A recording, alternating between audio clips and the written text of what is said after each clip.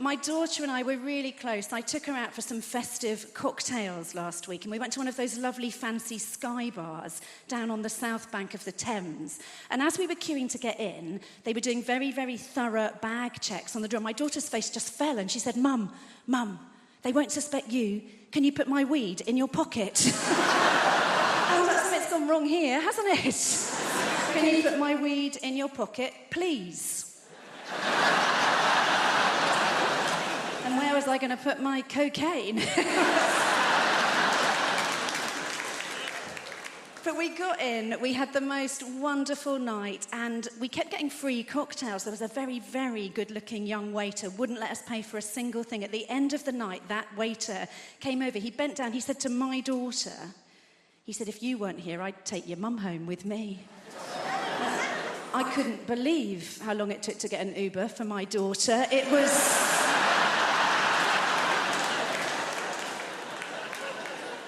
So I found this thing online that can best be described as a menopause magnet, right? I don't mean George Clooney. This is literally a magnetic device to help a woman through the menopause. This thing arrived in the post. It said it would help me with my mood swings and my hot flushes. And what you do is, I know this sounds weird, Sarah, right? But what you do is, you put a magnet on the front of your knickers. You put a metal disc on the inside of your knickers. It keeps the magnet securely and discreetly in place. And that bit works so beautifully. But what they don't tell you on the menopause magnet packaging is when it is tucked neatly and very discreetly in your pants, distinct possibility you will find yourself metallically attached to the self-checkout in Waitrose. The unexpected item in the bagging area. I just rang it through as a butternut squash and I pissed off. I felt so stupid. The week before, I'd spent a whole 10 minutes attached to my tumble dryer. I mean, it was a very nice 10 minutes It took me so long to decorate the tree this year. All the baubles kept getting stuck in my pubic triangle. I've still got at least one novelty Santa down there. But no, they're really powerful magnets. Honestly, so if you've got any metal fillings, I'd shimmy back a bit and shut your mouth. A pandemic was no place for a menopausal woman, right? Do you remember when they were taking your temperatures everywhere before you could get in? We were only ever one hot flush away from getting fully cancelled. It was... I remember the last time it happened so clearly. I was out with a friend, we were trying to just get a pizza, and they were taking temperatures on the door, and the guy took mine, and he looked at me, he said, there's a problem. And I said, what do you mean there's a problem? He said, I'm really sorry, there is a problem. And I said, am I a little bit overheated? That's funny, because I'm a 50-year-old woman. I've just spent an hour and a quarter on the Northern Line wearing a mask, and I raised 2 children single-handedly. I gave birth to them with no pain relief, while their dad complained his back was hurting, and I hadn't had a good night's sleep in about 2 years because of my anxiety, my irrational crying, and my vaginal dryness. I don't know what my body's doing. It should send the tears down there. That's where I really need them, and I am attached to your fire extinguisher by my pants.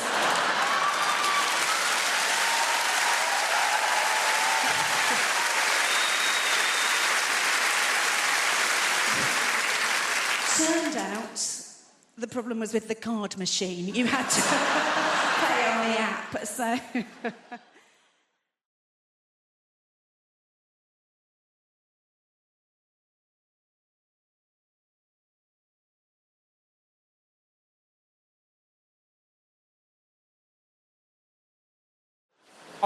I wouldn't go down on a man with a vagina. Or, absolutely not. All on a man. No. Because a man's vagina would be disgusting. Like, I think it's a good thing that most women are born with them because you look after stuff. Like men, no, thank you. No. People get so angry though, man. Like, I always used to say the LGBT community, and then someone threw a bottle at me for not saying LGBTQIA+. And it's like, mate, I'm on your team. I just didn't know. Like, I didn't miss you out deliberately. Give people some credit. You've named your community after a bloody Welsh village. I'm not going to get everything right first time. Like, also, does anyone know what the A stands for in LGBTQIA? The A? Anyone? Asexual, yeah. Now that baffles me somewhat. Like, I don't understand why those people would want to be part of the same group, because that means at gay pride you've got people who are like, I'm not ashamed, I'm proud, I'm a man and I love men, you know. I'm a woman, I have sex with women. And then you've got these people at the back who are like, I want no part of this filth. Like, holding up a blank placard, like, nothing! We want nothing! And you're like, over there, that's a different march, isn't it? Surely. The problem with some sexist stereotypes, though, is that they're there for a reason, aren't they? Some questions can only be answered with a stereotype. For example, there's a stereotype that women can multitask and that men are just like, ha, the whole time. I think it's offensive to men more than anything. But some questions can only be answered with a stereotype. For example, why is it that you never hear about a woman who died wanking? It's exclusively a male method of death, isn't it? The rope around the neck and... Now, this makes no sense because women masturbate, we know this. Women have masturbated since the 1980s, of course. I believe it was the sinking of the Belgrano that finally got them going. Now, statistically, there must exist women that like to strangle themselves to increase the size of their orgasm, but you never hear about them because they don't die doing it. Women seem to be able to strangle themselves and masturbate at the same time. You know why? Because they can multitask, you see. And then it's like, ha! You're gonna die! Fuck it! Ha! And they die. So, some questions can only be answered with a stereotype. That's my point. But these stereotypes were obviously used in the past to kind of make life harder for women. But now, some people think maybe life is harder for men because of the whole Me Too movement. I don't know about that. But what I do know is that no man could deal with the Me Too hashtag. Like, no, not even the really woke, liberal good guys. Like, I've got a friend who's a real good guy, you know, like one of them. And he... he's always vlogging about why we can't eat prawns or some nonsense. And... he's like, oh, this harassment stuff's terrible, isn't it? Oh, this harassment stuff, oh, makes you want to castrate yourself. What? That's what he said. Every man should just castrate himself. It's like, come on, mate, that's such a male response, isn't it? Because women still want to have sex, they just don't want to be harassed, right? So if women are like, hey, could you stop harassing us? And men go, oh, right, I see, well, I guess I don't need this anymore. Chop. Surely women are like, no, I still want to have sex, just more on my terms. But then we're like, no, those are your options.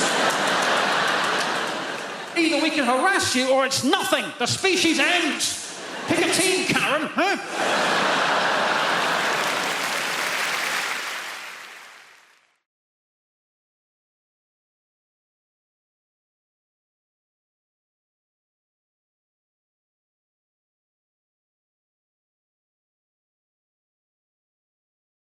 The problem is the builders, my dad's mate, he's a proper geezer, proper South East London geezer. One of those builders, you know that walk? Just walks like that. His legs like he's got a pool table between his legs. And he walks like that, and also he's got those really thin jogging bottoms. You know those like grey jogging bottoms that builders wear? I don't know where they get them from. They're so thin, and it just grabs onto anything that's there.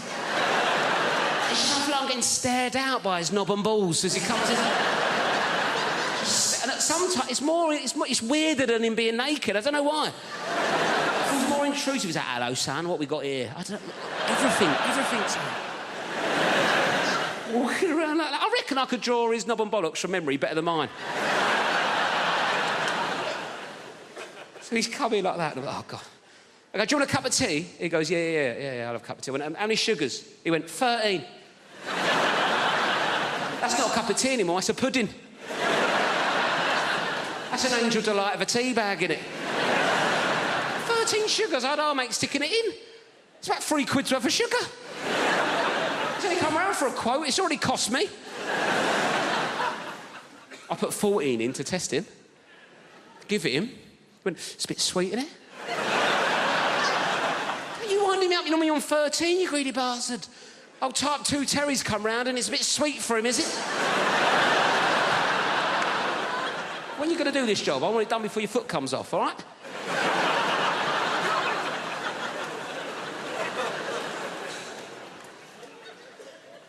Anyway, I had a Kit Kat in the fridge, right? I thought, right, let's get him back on side of Kit Kat, right? He's into sugar. I like introducing people to new things. See if he wants a Kit Kat. 4-finger Kit Kat. Like, how would you eat a Kit Kat? 4 fingers? I've said that wrong, haven't I?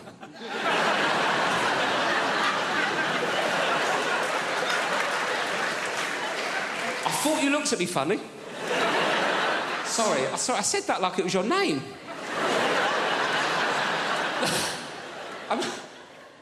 I meant what I meant to say. I don't know what I meant to say. I meant to how would you eat a 4-finger Kit Kat? But I went, how would you eat a Kit Kat? 4 fingers.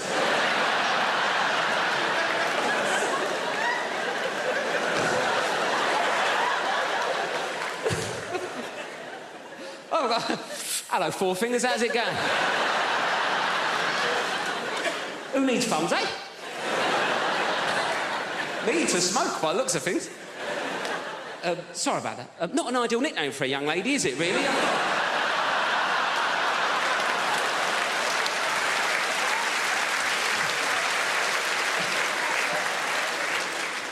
So what would you do? 1 finger at a time? Is that what you'd...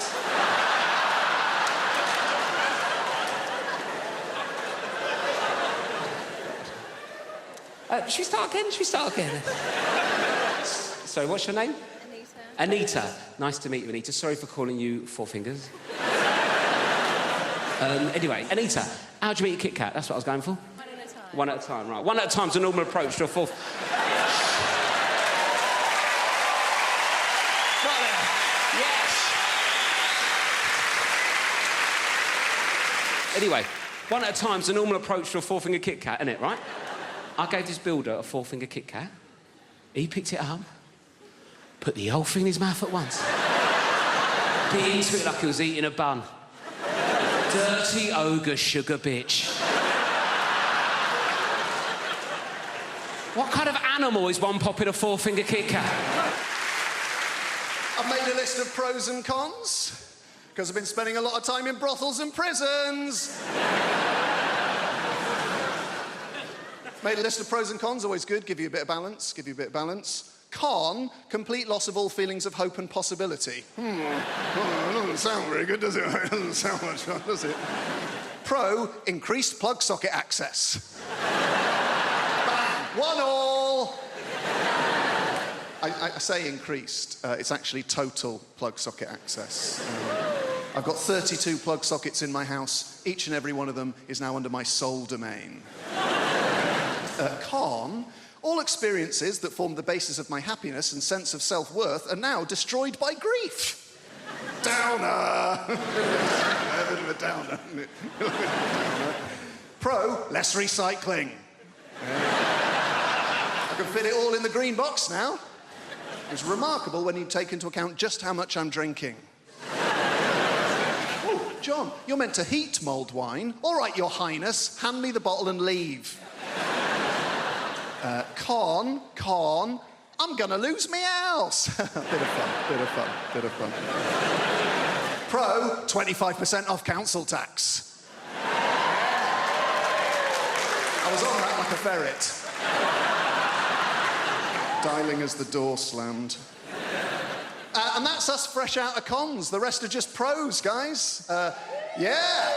Increased freezer space, all 4 drawers. Cheaper gas and electric.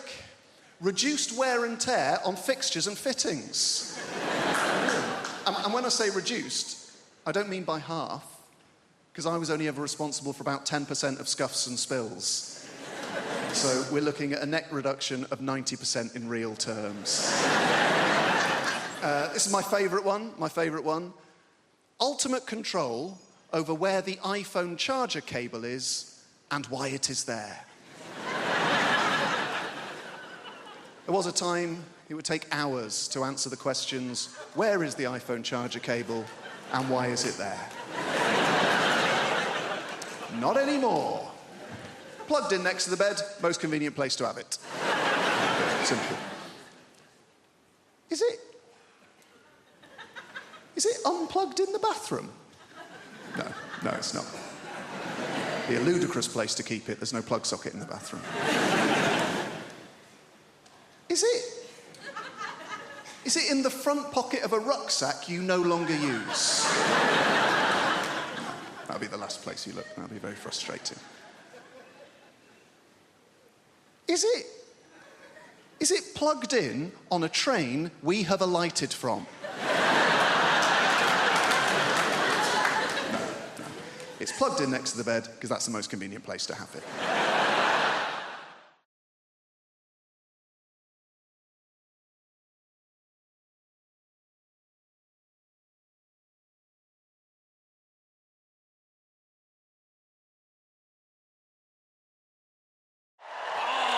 We have a great show for you tonight. We have a fantastic show. Very funny comedians. I know funny. I do very funny. People always ask me who I think is funny. That's the number 2 question I get asked as a comedian. The number 1 question I get asked as a comedian is, have you ever died? As soon as you tell someone you're a comedian, first thing they want to know, oh, you ever died? Oh, what's it like when no one laughs? Oh, tell us about the worst gig you've ever had in your life. Please, relive for me, in minute detail, the worst moment of your professional career. Have you ever really died? It's like saying to a doctor, tell us about the last patient you lost. What happened? With the family crying. I bet they were they? Yeah. People are such ghouls. It's the number 1 question. Have you ever died? Number 2 question, though, is what makes you laugh? People always want to know that from me. Who do you think is funny? And that's a nicer question. That's more understandable. You know, I make people laugh. People want to know what makes me laugh. In the same ways you might say to your hairdresser, who cuts your hair? Or you might say to someone in an Audi, who do you think drives like a cock? Same kind of thing. I like that joke. It's a short joke, it's a sharp joke, and also with that joke, I get to spot every Audi driver in the room. I can just see a pinched expression on your face there. All right, no need to be like that about it. I've done well for myself. It's a very reliable machine. And the fact that I can tell you're an Audi driver by the expression on your face means technically you've just given a form of indication. So well done. Good for you. I knew you could do it. Yeah. Have you ever died? Who do you think is funny? You always get asked the same questions. That's what I don't like doing interviews. I love doing this job. This is great. I love standing here talking to you, though. But doing interviews, it's a necessary evil. It's part of the job. I having to answer questions. And I don't even like watching interviews. You'd rather watch a comedian tell jokes than talk about how they wrote them. You'd rather watch a singer sing songs than talk about their inspiration. You'd rather watch a sports person do their sport. You'd certainly rather watch a sports person do their sport. Come on now. Sports interviews can be turgid affairs at best. And then I hit it with my foot. You mean you kicked it? If you like. They're really interesting. They're really, and I'm not slagging sports people. It takes a great deal of single-mindedness to excel at a sport to a point where people want to interview you about it. But sports people are famous because they're good at sport, not because they're good at talking about sport. That's why you find a sports person who is good at talking about sport, the BBC will cream their knickers over them. We found a woman. She used to ride horses. That's a sport. And she's quite lively and engaging and charismatic. Put her on absolutely everything! Do not let her out of your sight. Even people I'm a fan of. Andy Murray. I love Andy Murray. Britain should be very proud of Andy Murray. He's done a lot to be proud of. He's won Wimbledon. He's an Olympic gold medalist. And he put up with a lot of shit when he was only, 8th best in the world? Oh, you bloody loser, you. He's done a lot to be proud of. He's won Wimbledon, he's Olympic gold medalist, he's magnanimous in victory, he's humble in defeat. He's a big comedy fan. He's been to see me live, I've met him, lovely bloke. But Jesus Christ.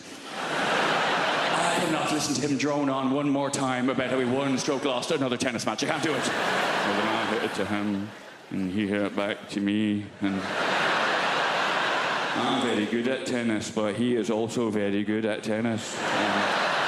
Some days I'm better at tennis than he is, but I think what's happened today was he was slightly better at tennis than I am, and that's maybe why he won the game of the... Oh, for God's sake, man! I'm not very sporty, you can probably tell. I like hill walking. Doesn't really count as a sport. I like hill walking and camping. Proper camping, though. None of your glamping bullshit. Glamping. Derivation of the words glamorous and camping. Where you stay in a yurt, which is more expensive than a hotel. What is wrong with you? A lot of people don't realise yurt is a derivation of the words eura and twat. A lot of people don't realise that.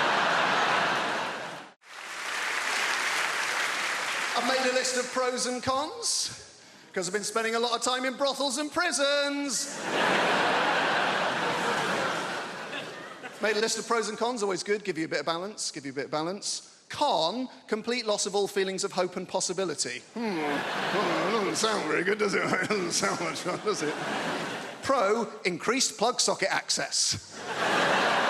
Bang, 1-1. I say increased. It's actually total plug socket access. I've got 32 plug sockets in my house. Each and every one of them is now under my sole domain. Con, all experiences that formed the basis of my happiness and sense of self-worth are now destroyed by grief. Downer. A bit of a downer, isn't it? Pro, less recycling. I can fit it all in the green box now. It's remarkable when you take into account just how much I'm drinking. Oh, John, you're meant to heat mulled wine. All right, Your Highness, hand me the bottle and leave. Con, I'm gonna lose me house. Bit of fun. Pro, 25% off council tax. I was on that like a ferret. Dialing as the door slammed. And that's us fresh out of cons. The rest are just pros, guys. Yeah. Increased freezer space, all 4 drawers. Cheaper gas and electric. Reduced wear and tear on fixtures and fittings. And when I say reduced, I don't mean by half, because I was only ever responsible for about 10% of scuffs and spills. So we're looking at a net reduction of 90% in real terms. This is my favourite one. Ultimate control over where the iPhone charger cable is and why it is there. There was a time it would take hours to answer the questions, where is the iPhone charger cable and why is it there? Not anymore. Plugged in next to the bed, most convenient place to have it. Simple. Is it unplugged in the bathroom? No, it's not. It'd be a ludicrous place to keep it. There's no plug socket in the bathroom. Is it in the front pocket of a rucksack you no longer use? That'll be the last place you look. That'll be very frustrating. Is it plugged in on a train we have alighted from? No. It's plugged in next to the bed because that's the most convenient place to have it. This year, I did no lilt February. Thank you. I know it sounds impossible, but you take it one day at a time. Did I have any today? No, you're a legend. Gets hard around the middle of the month, you get the cravings. It's called lilt guilt. You're like, oh, I bloody love the lilt. It's the night where you go to the shop at midnight, you kick the doors in, where's the lilt? And they're like, we don't stock it anymore. Like, ah! So you try and make your own hooch lilt, you know, you get a pineapple and a grapefruit, and you add in batteries and a horse's head, and you're like, it's good, but it's not totally tropical. Did that joke in America recently. Turns out they don't have lilt there. This is it. This is all I do. Imagine if this was your actual... I go like blah, blah, blah, and you go, ah, ha, ha, ha, money. I can't believe I get away with it. You do actual, proper London jobs. You know, like blacksmith, you know? Farrier. Brunch DJ. The big 3. I tell you, I do not trust people who work in offices. I know, right? What are they doing? Nothing takes that long. They're planning something. They must be. Do you know? Do you ever call in to visit your friend in an office unexpectedly? Everyone just shits themselves. They're like, what's he doing here? Cover the screen, lie across the spreadsheet, get him out. Kind regards, warm regards, best. That's how they talk. Seen the email.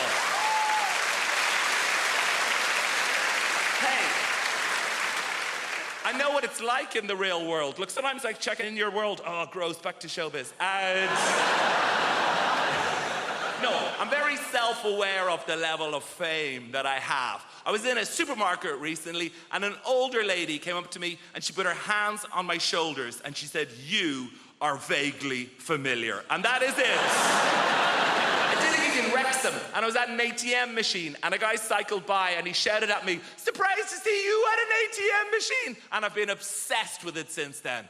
What did he mean? Like, on the one hand, is he surprised I don't have a butler to go to the ATM machine for? No, I think it's the opposite. I think I'm surprised you have any money whatsoever doing keyboard horse shit.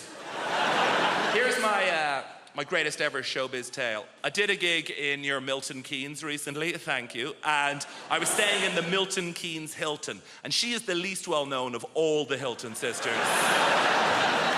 And I checked in after the gig at like 12:30. Room 303 is where this took place. Open the door, TV on in the room. Not that uncommon in the chain hotels. I guess it's to welcome you. But get this, on the TV is me playing the shitty keyboard on some show. Immediate thought is like, is this a service they provide to all guests? If so, no, it's the realization, this is it. I've arrived. And I waltz into the room, down the little corridor with the loo away to the left. And as the room opens out, there is a fully naked man lying on the bed. So they've given me the key to someone else's room. But he is lying there, watching me on the TV. And he looks up.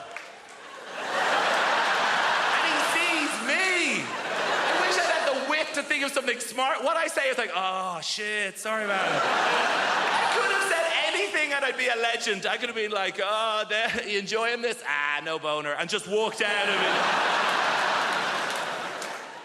I have realised that the musician I want to be is the drummer from Coldplay.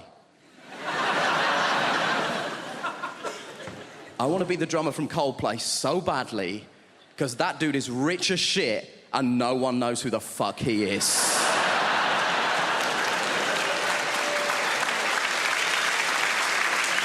No one knows who the drummer from Coldplay is. He could be here and no one would know. It could be you, it could be you, it could be you. I'm not sure it's an Indian woman, but it could be. We don't know. I'm obsessed with the idea that this guy has the best life in the world. And I was telling my friend about this, and she tried to tell me something that she was trying to portray as a bad thing. Apparently, he loves Game of Thrones, so he said to HBO, can I be in Game of Thrones? And they were like, yeah, man, you're the drummer from Coldplay. You can do literally anything you want. We'll restart The Sopranos if that's something that will make you happy, right? Now, he's in Game of Thrones. Confession time, I don't watch Game of Thrones, but even I know the Red Wedding is an important episode of Game of Thrones, right? He is in the Red Wedding. Guess what he is doing in the Red Wedding? He is the drummer in the wedding band. That is the extent to which this guy's anonymity is a borderline superpower. He is in the most famous episode of one of the most popular television shows in the world, doing the thing he is famous for, and no one noticed.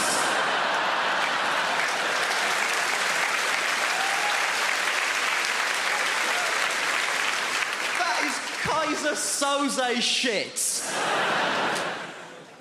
And my friend was telling me that she read a supposedly embarrassing story that one of the actors told. One of the actors said that when they were shooting the Red Wedding, he was making small talk with the extras, and he got round to the drummer from Coldplay and said, "Are you a full-time extra?" And the guy was like, "No, I'm a musician." So he said, to the drummer from Coldplay, "You played on anything I might have heard of?" To which the drummer from Coldplay was presumably like, have you heard of All Music? Because I'm basically the drummer on All Music. And my friend tried to tell me this like this was a sad thing. She was like, oh, this guy's in Coldplay, but no one knows that he's in Coldplay. Isn't that sad? No.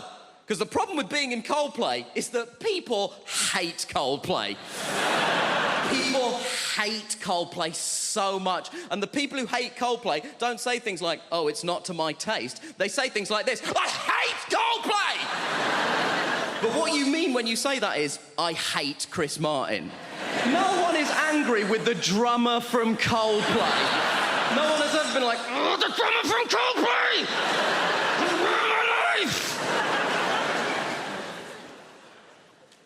And I know what you're thinking. You're thinking, Nish, why are you so obsessed with the drummer from Coldplay? There's two other people in that band. we don't know anything about them either. And you know what? You're right. There's a guitar player and a bassist in Coldplay. I wouldn't know them even if they were here. I assume it's you two, but only because they sat next to her and I spoke to her already. That's all I've got to go on at this point. They have the exact same life as the drummer, because I did a bit of research into this. Turns out Coldplay are one of those bands where they split the royalties equally. So they have the exact same life as the drummer, apart from one detail. They have the exact same life as the drummer. They have the same level of wealth, access, and anonymity. But crucially, the drummer is sat down.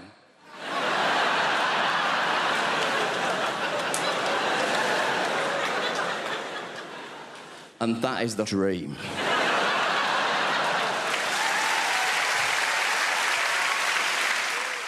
Do you love London? I love London. I feel like London is created by the people, right? Who are just crazy and sexy and ambitious. I got into an Uber the other day, not bragging, and I got into an Uber and the driver, he said, would you like to have the radio on? And I was like, I don't mind, it's up to you. And then he said, well, actually, I make my own music. Do you mind if I put some of that on? No, I don't. And then he put on Drake's new album. I wonder how often it works. I wonder how often there's a middle-aged white woman thinking, oh, well, he looks like Aladdin and he sounds like confidence personified. Pull over and jump in the back, Nikolai. I'm having a good life. I have recently started doing yoga, which is just change. Yes, woo for the yoga over there. Are you a team? Come to... I'm new to it. I love it. Yoga has changed my life. It's brilliant. Yoga is my new drug. My old drug was drugs. Which I'm not going to say anything positive about because it would be incredibly irresponsible. I'm not going to say anything positive about drug taking. What I will say is I didn't take MDMA until I was 32, and it was such a relief to know I could be happy. Just assume the equipment's broken. But yoga is nearly as good, and there's no downsides. It's given me a whole new language. My favourite new word is namaste. Yeah, it's a very old word, it's very sacred, and it means the yoga has finished now. And then you're allowed to leave. I think that the key to being happy as you get older is self-acceptance. Like, I have to accept things about myself now. Like, I'm 36, I thought I would have children by now, and I don't. In an ideal world, what I wanted to self-fertilise. I wanted to have children that were exactly my genetics so that I could show them to my parents and go, see, it was my childhood, they're fine. Science can't do that yet. And then I had a crazy day last month where I just thought, I'm just going to buy some sperm. I'm just going to buy some sperm off the internet. I've got a good job. I'm just going to buy some sperm. Guys, sperm is so much more expensive than I thought it was going to be. It is tens of thousands of pounds. We are all wasting a valuable resource. 17-year-old me would have been a millionaire if I'd learned how to catch it and chuck it in the freezer. It's a shock. I do think self-acceptance is the key. Like, there's things about myself I don't like, but I just have to accept now that they're not going to change. This is who I am. Like, so for instance, I don't like art. I think art is rubbish. I think lots of people think art is rubbish, but we're too worried of looking stupid, so we go along with it. I think that the worst art form is theatre. Right, okay, I can sense how unpopular this opinion is. Hear me out. I think theatre is diabolical.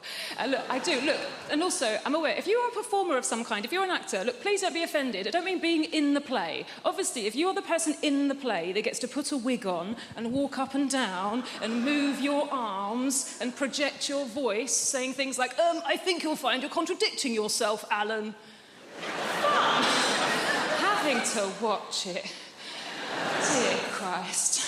I can't concentrate. I can't lose myself in the story. I know that it's not real because I'm surrounded by people eating crisps. And they don't let you look at your phone. So all you're thinking is, well, how long has it been?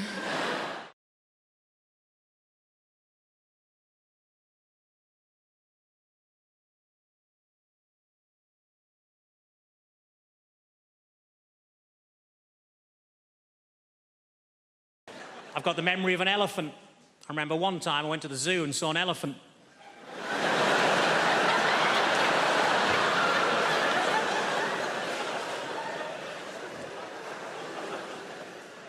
I was disappointed to find that Dunkirk wasn't actually a biography of William Shatner.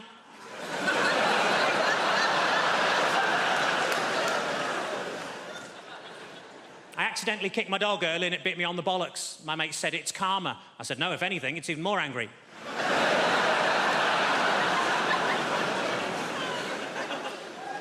I tell you what always catches my eye, short people with umbrellas.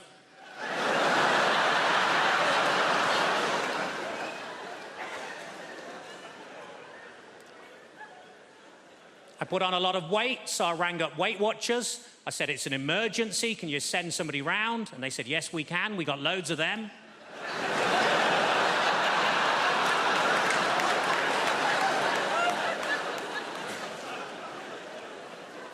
I was actually thrown out of Weight Watchers for making sarcastic comments at the weekly weigh-in.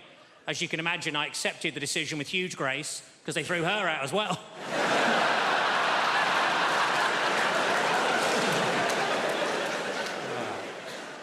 I was watching TV, the announcer said there's a documentary about the clitoris on the red button, but I couldn't find it.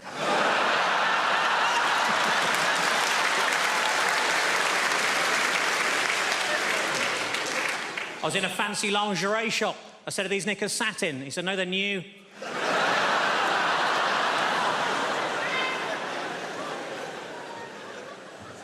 I didn't know what to get my little niece for Christmas, so I asked my sister what she's into.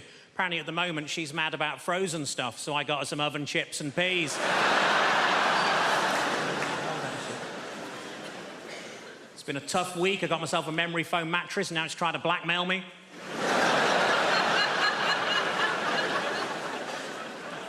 As a child, I was made to walk the plank. We couldn't afford a dog.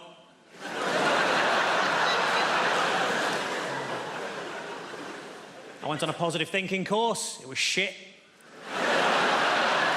You would be. And it was half empty. The area in a Nando's between the front and back door is called the peri-perineum.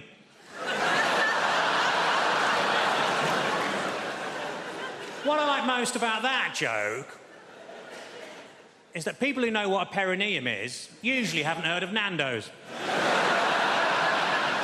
Ironically, there's only a very small overlap between the two. The doctor told me to lose some weight. I said, how? He said, don't eat anything fatty. I said, what, pies, chips, that sort of thing? He said, no, just don't eat anything fatty.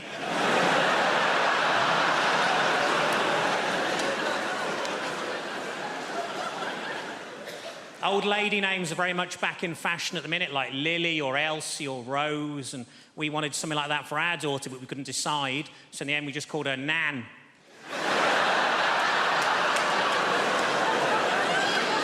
Grow into it. As much as you want to save animals, I'm pretty sure you're not going to do it by buying cosmetics.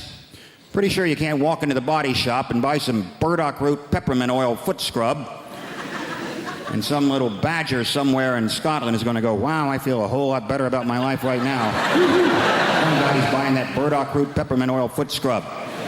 I don't see the point in testing cosmetics on rabbits anyway, because they're already cute. Slather some lip gloss and eyeliner all over. Now they're all gussied up like some $3 whore. There's no dignity in that for a rabbit whatsoever. You want to test out cosmetics?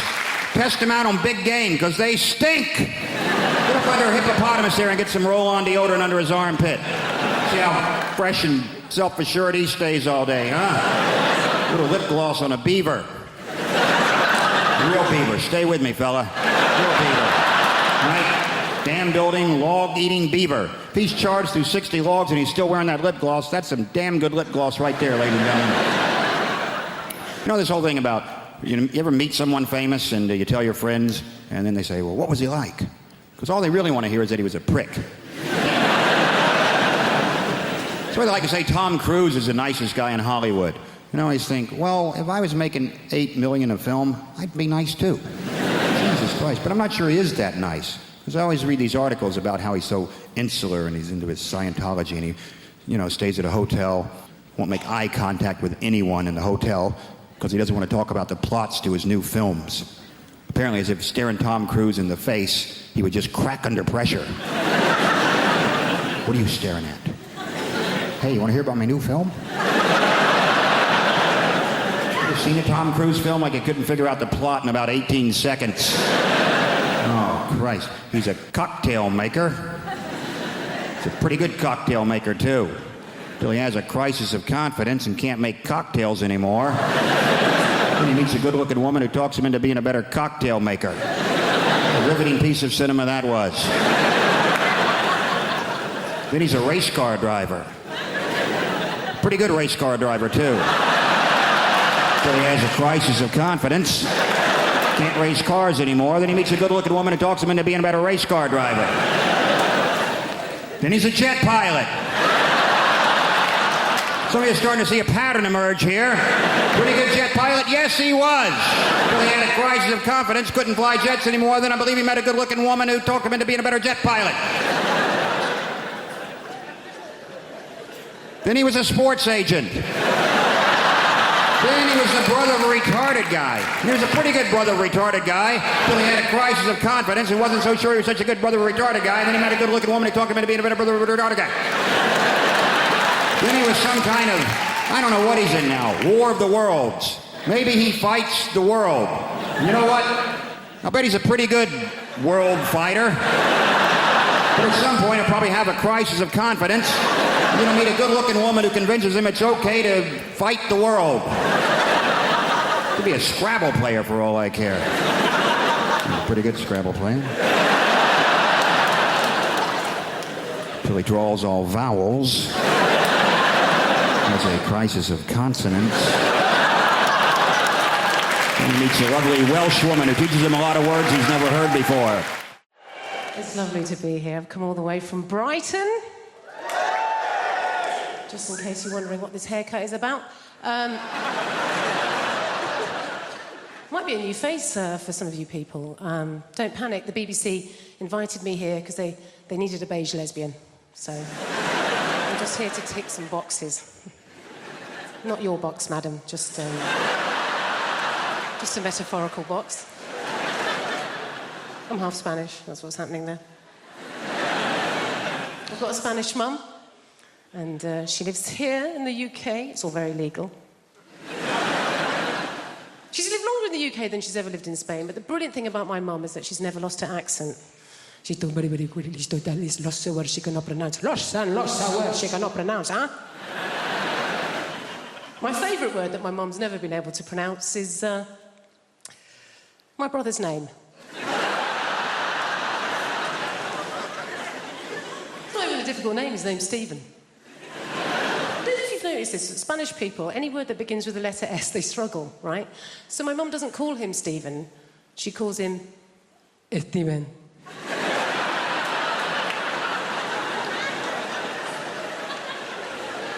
What's his name, Mum? Steven.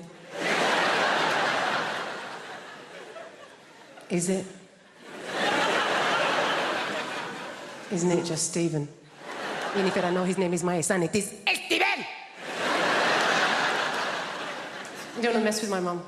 She's not like British people here in this country. We can be quite passive-aggressive, can't we? She's just very aggressive woman. I don't know how my mum's never really coped in this country, and I think it's because, like a lot of Mediterranean people, she's quite loud, yeah? She's got one volume. It's like this. Hello! How are you? Whereas in this country, particularly if we're middle class, we tend to be low talkers, don't we? We don't like to raise our voices, do we? Why? Because we've got money.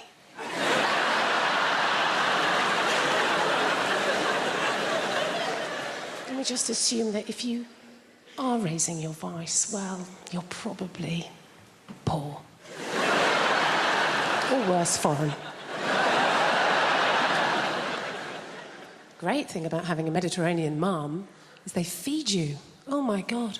She's always feeding. That's her way of showing that she loves her children, is to feed us. You know, I can remember going around friends' houses, you know, like English mums. Go around an English mum's house and the conversation with mum's more like this. I think you've had enough. My mum will feed you till you puke. Anything can be going on in my life and my mum will relate it back to a meal that she's cooked. Do you know what I mean? Like, so good or bad. Particularly if I'm depressed. If I phone up my mum and I've had a terrible day, yeah? I phone up my mum, conversation always goes like this. Oh, Jennifer, my God, I'm so sorry to hear that you're having a hard time right now. But you know what? Don't worry, okay? I made a soup. Come home. You sound hungry. I made a chicken curry, I made a lamb tagine, I made a casserole, Jennifer. I made some tortillas, some paella, some curry, Jennifer. You love a bit of curry, maybe some meatballs, some pork ball, beef ball, aniseed ball, banana ball. You're a lesbian. You don't eat enough balls. Please, come home. Eat my balls. They say it's hard, you know, bringing kids up is difficult. They say kids these days are influenced by these new hyper-violent computer games. And that's nuts, isn't it? If we'd been influenced by the computer games from our childhood, we'd have to go around going like, beep.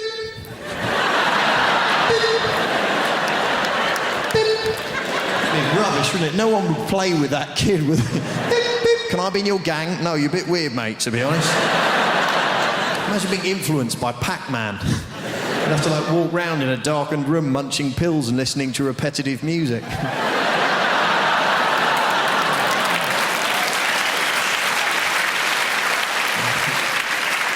It's been the younger people laughing and clapping, the older ones going, who is this Pac-Man you speak of?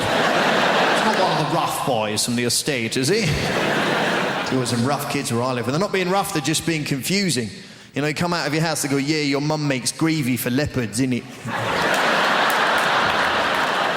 Yes, I believe she does. She does a lot of charity work. These are scary kids. Even the dirty old men are scared of these kids. See him turn up in their car, put the window down, like, hello, little boy, do you want a sweet? The kid's like, what sort of sweets have you got? Said it best be good if you come under here and trouble me with your sweetie talk, right? You don't want any mojo or drumstick rubbish, you get me? You must have a serious sweetie offer for me, boy. Blokes panic. I was like, well, I've got bonbons. I wasn't sure what to bring, to be honest. Dib dab there, wham-bar. Wham-bar, your sweets are rubbish, man, shut up. No. Wham-bars used to be big like that. Now they're small, innit? So you're going to have to do better than a wham-bar if you want to see my dick, right? Hey, man, look at your car driving a Saab. You got no pride. Get out, you wham-bar, bitch. Next pervert, please. What kind of sweets have you got, Sweaty? What do you mean, Neverland? Yeah. But we live in exciting times anyway, you know. It's very exciting being in London, you know. The Olympics. Fantastic. We didn't really want the Olympics till we heard France might get it. The British people are, oh no, all that running and jumping. It's not really for us, is it? When is it? No, I'm busy that week. What? France are going to get it? Bollocks, we'll have it. Only in London would we have to have a poster campaign saying back the bid. No, fuck off, it'll be rubbish. Don't you think that's a bizarre response to that question? Like, would you like the oldest, most historically significant athletic competition the world has ever known, attracting athletes from every known nation on the face of the planet to come here and perform at the peak of their abilities in the very city where you live? Most British people go, where will we park? You know, because it's all residents round here. There's others going, no, man, the tubes will be packed, you get me? People getting on the underground with, like, javelins and shit. No. Coming in the escalator with a shot put, health and safety, boy. And there's a whole other section of British society going, you what? The Olympics? Let a load of foreigners in? Huh? Ones that can run and jump and swim, you let them in, you'll never fucking catch them. Huh? Place to be overrun with Lycra refugees. You're having a laugh, ain't you, mate? They'll peel them little numbers off their jackets. You watch them, they're sneaky. I read about it in the Mail. And this is what I'm talking about, the assumption that if you're in a place like that, you obviously are the help. Okay, example 2, that's it, white people. One more example, and then we're moving on, right? I'm on tour in the UK. I'm going up to Leeds. All my team was already up in Leeds setting up the theatre. I'm travelling with my tour manager and best friend, Lila, also a black woman. So I go, you know what? That's Lila. I go, you know what, Lila? Let's not drive. It's a long drive. Let's get a train and go up in comfort. So we rush down to the train station. I buy us 2 first-class tickets. There's a train leaving, so we jump on the train takes off. And we're walking through the train towards the first-class carriage. We walk into the first-class carriage. This white woman is sitting at a table. She looks up, she sees us, and at the top of her voice, she shouts, this is first class! Now Lila goes, what the fuck did you say? And I hold Lila, no, Lila, no. I just grab her by her collar, no, Lila, no. No, Lila, no, Lila, no. Watch me humiliate this bitch just with my mouth. Come back.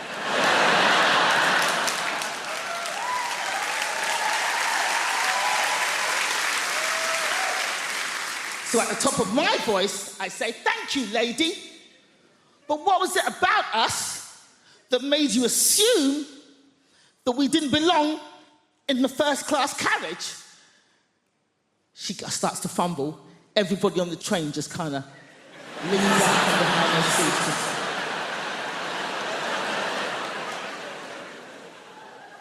And she gets flustered. She's like, and then all she could think of was like, I thought you were lost. And I was like, how'd you get lost on a moving train going in one direction, bitch? How? Now, this woman was not alone. She was with her husband. Her husband was sitting opposite her at the table, same table. But we did not see her husband's face for this entire confrontation because the entire time he was hidden behind the newspaper, just... His hands never came down. All we saw were his knuckles just gripping that paper. And they were in their 60s. So they'd obviously been married a long time, and he's behind that newspaper going, ah! Nosy, big-mouth cow! 30 years we've been married, and every day of those 30 years I've said, mind your own fucking business!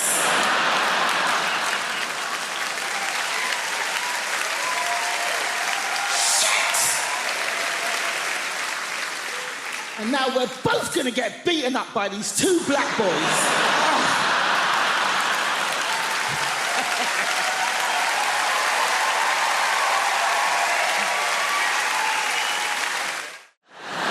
I am quite impressed at the number of sports that have been adapted for disabled people, though. It's nice that they are so inclusive these days. I reckon we should go further and adapt versions of classic board games as well. You could play a very special edition of Guess Who, where all the characters had disabilities. No one would ever win, because everyone would be too afraid to describe their character in case they caused offense. The questions would be fun as well. Is your person incontinent? Does your person have crayon around his mouth? Does your person have trouble speaking properly? Is your person Danny Dyer?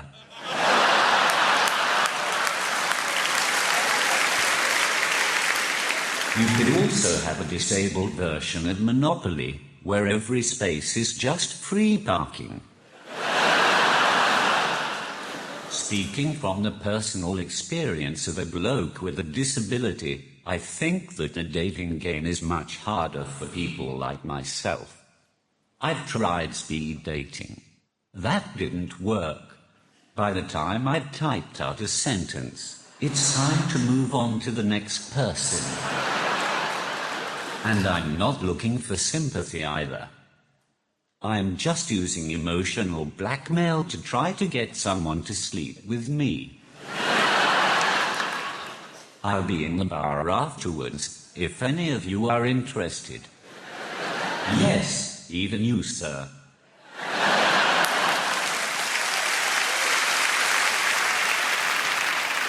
One of the main problems I have with dating is that I find it hard to approach girls in the traditional sense. I don't have the ability to chat up a woman. When I meet a girl, I have to type them up. And that just sounds wrong. You type up your dissertation, you type up your will, and you type up your letter to your grandma. There's nothing sexy about being typed up. Even if there was, when you're typing excitedly to a woman and accidentally spell something wrong, autocorrect is a ducking nightmare. For example, I once asked a girl if she had a pen I could borrow, so I could write down her number. I didn't expect it to say, "Can I borrow your penis?" So you can imagine my surprise when she pulled it out right in front of me. It's at this point in my set when I like to remind people that I'm not related to Stephen Hawking in any way. In fact, the closest I have ever come to being Hawking is when I went to see The Theory of Everything at the cinema. It's the movie about Stephen Hawking and his life.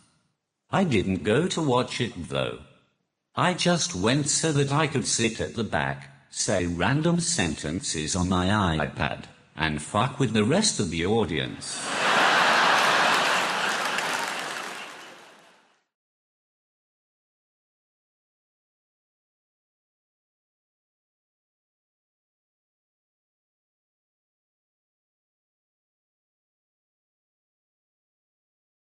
I'm going to make a concerted effort to be positive and happy, because that's what people like, apparently.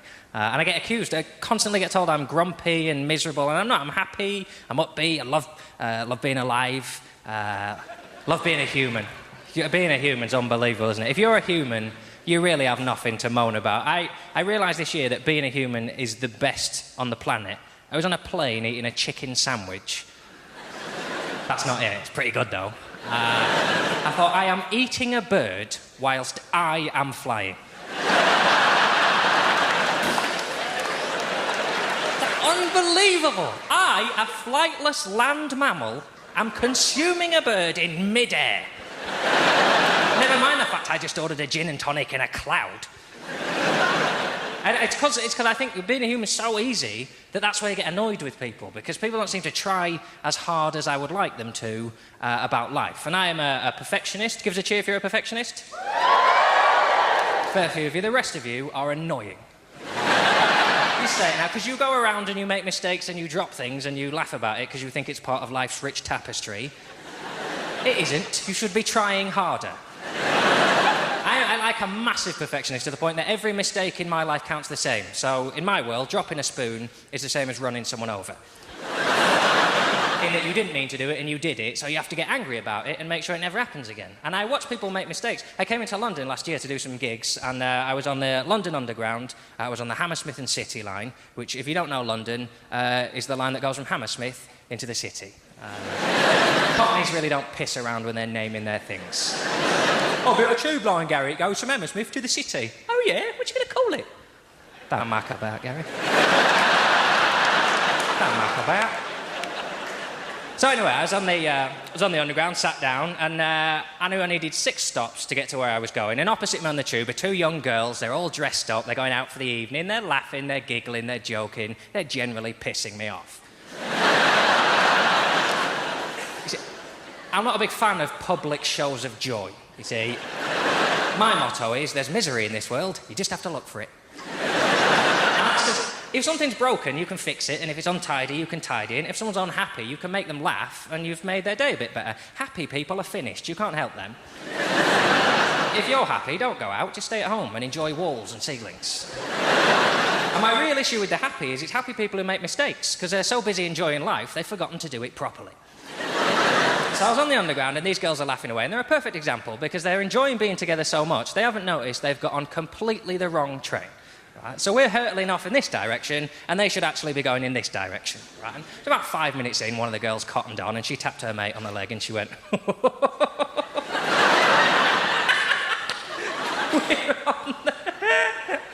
I would have been furious.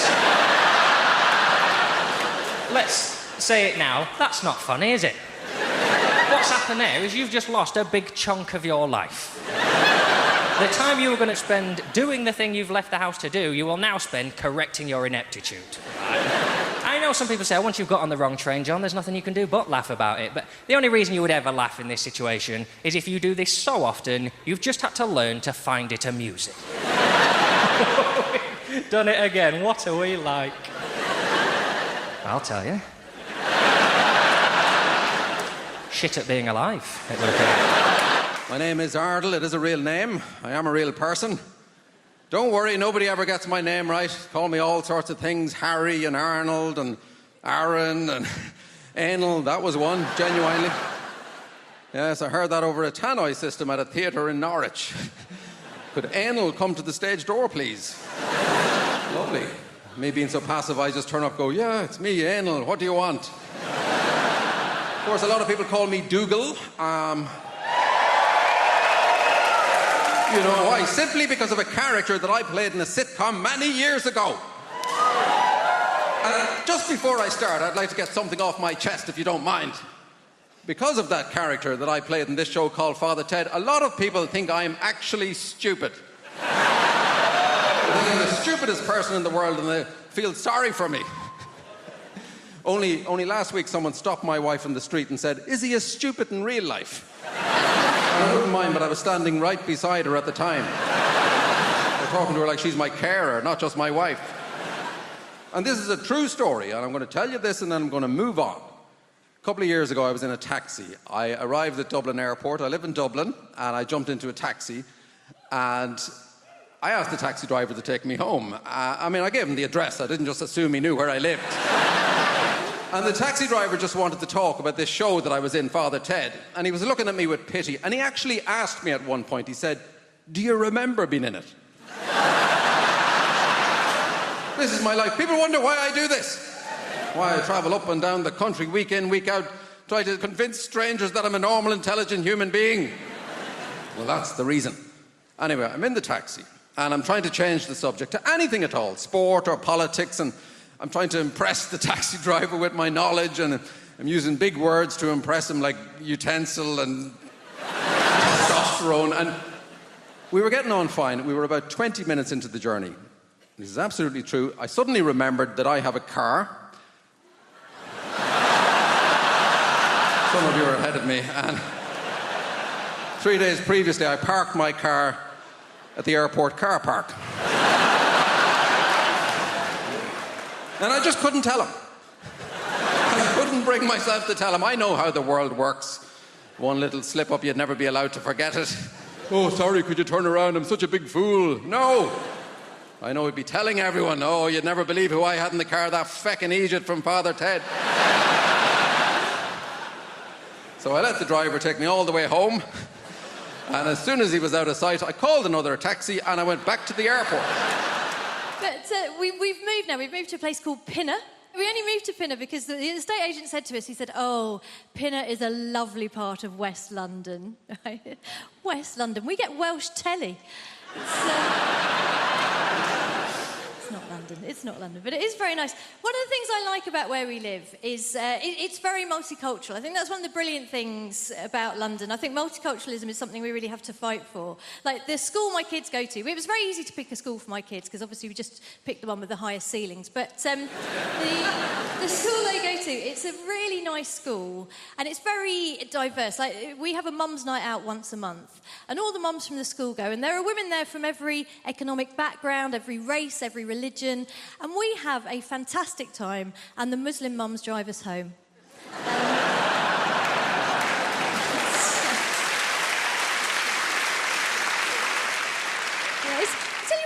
It is nice. I had an incident the other day, though. I was walking down the street near where I live, and it was one of those sunny days, one of those days that remind some van drivers that women have breasts. You know, one of those.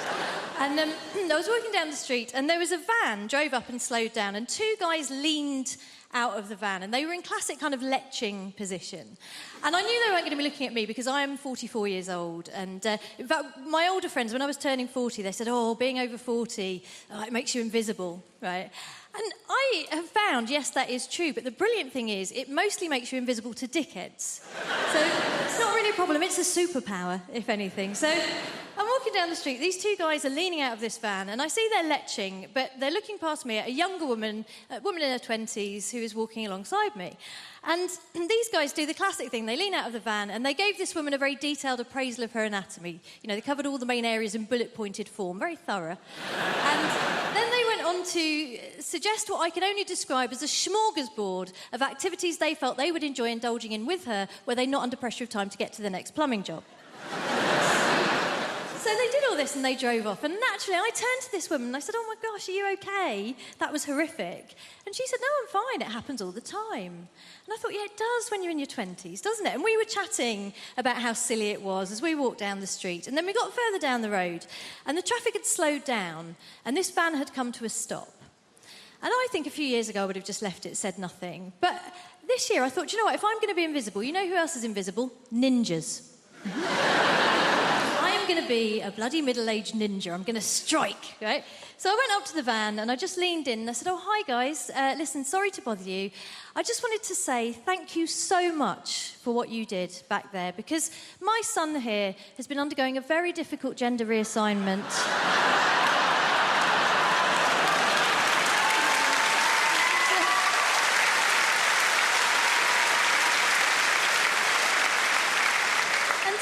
He's been worried that it's not going that well, but what you did back there really made him feel like a proper woman. Thank you. I was delighted with myself as well. But what was really special was that then the young woman next to me leaned in beside me and in the deepest voice I've ever heard, just went, yeah, thanks, guys.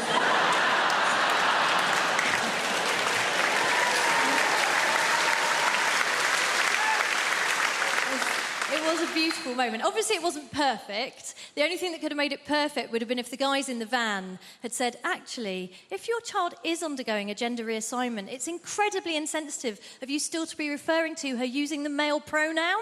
They didn't do that. They just called us slags. We spent 10 years looking for bin Laden. We scoured 27 countries looking for bin Laden. We spent $2 billion looking for bin Laden. Where do we find him? In his house!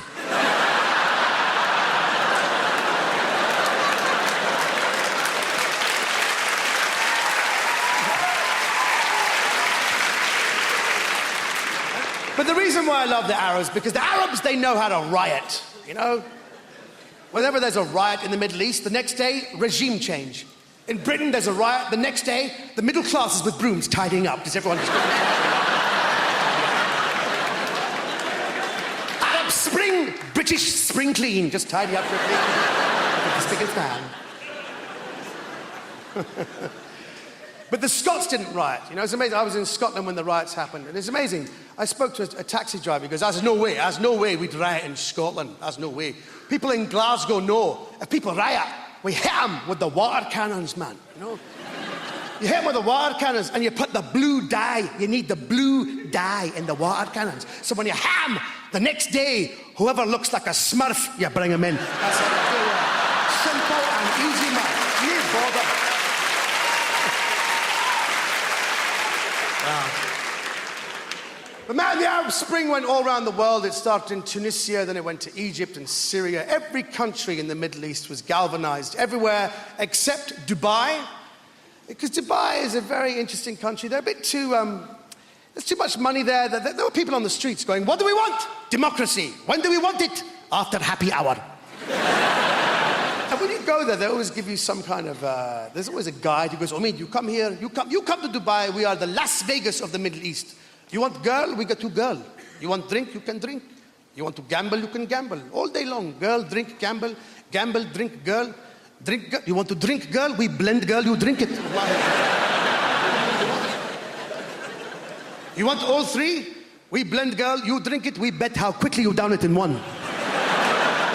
I said, actually, no, I'm not into that all that. I'm actually quite hungry. He goes, what do you want, my friend? Anything you want. I said, Quite fancy a bacon sandwich. He went, pork! What do you think we are, infidels? This is a Muslim country. Now kindly drink your woman and leave.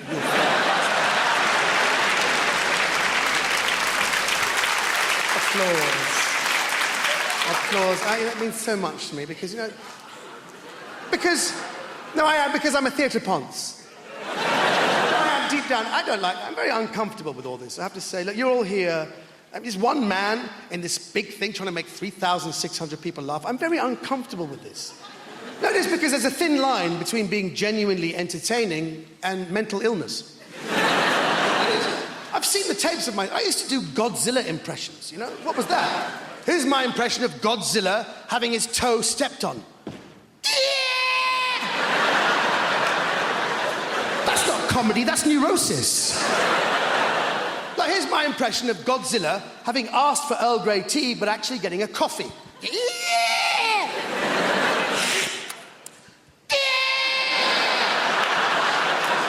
That's not comedy, that's because my father didn't love me. I'll do one more. Here's Godzilla having voted Liberal Democrat, but realising how much influence Nick Clegg actually has. Thank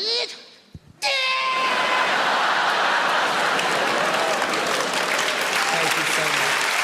I love you so much. People ask me, they say, Chris, what is it like trying to raise a child when you can't see the child?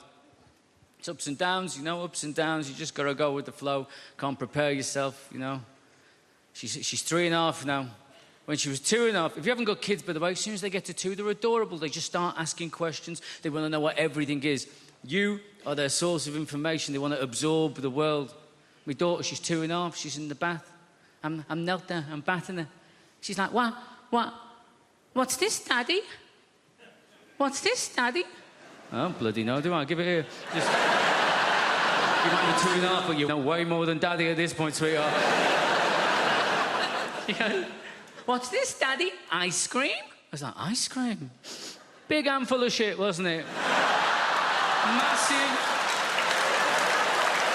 Not like a little pebble, not like a little sweetness. Where did that cut? An impressive quantity for an adult male.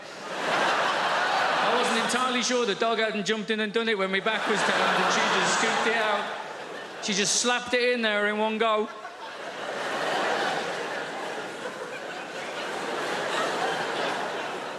It threw me. I didn't... Look, right, I obviously didn't see it coming. I didn't even... No. I didn't even smell it coming. This came from underwater. This was a stealth move, right?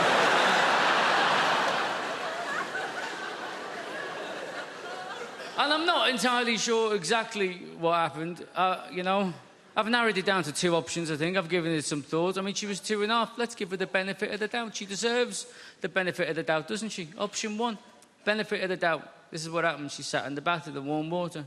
Yeah? She farts. She shits herself. She doesn't know she's done that. A few minutes later, that goes floating past her in the bath, doesn't it? She sees it there. She thinks to herself, I wonder what the bloody hell that is. That looks a little bit like ice cream. I know, she thinks. I'll ask Daddy about that. He knows about these things. He's a very, very clever man, yeah? That's option 1, isn't it? Benefit of the doubt. Option 2. She's a bloody comedy genius. She's sat there in the bath. She's got Mr. Penguin up here on the wall. She's got, hey, Mr. Penguin, Mr. Penguin. Get on this now. This is going to be brilliant. This is going to be amazing. Watch his face now. Watch his face. Watch. Keep looking, keep looking. What am I going to do? Not only am I going to do a shit and put it in his hand, I bet you I can make him sniff it.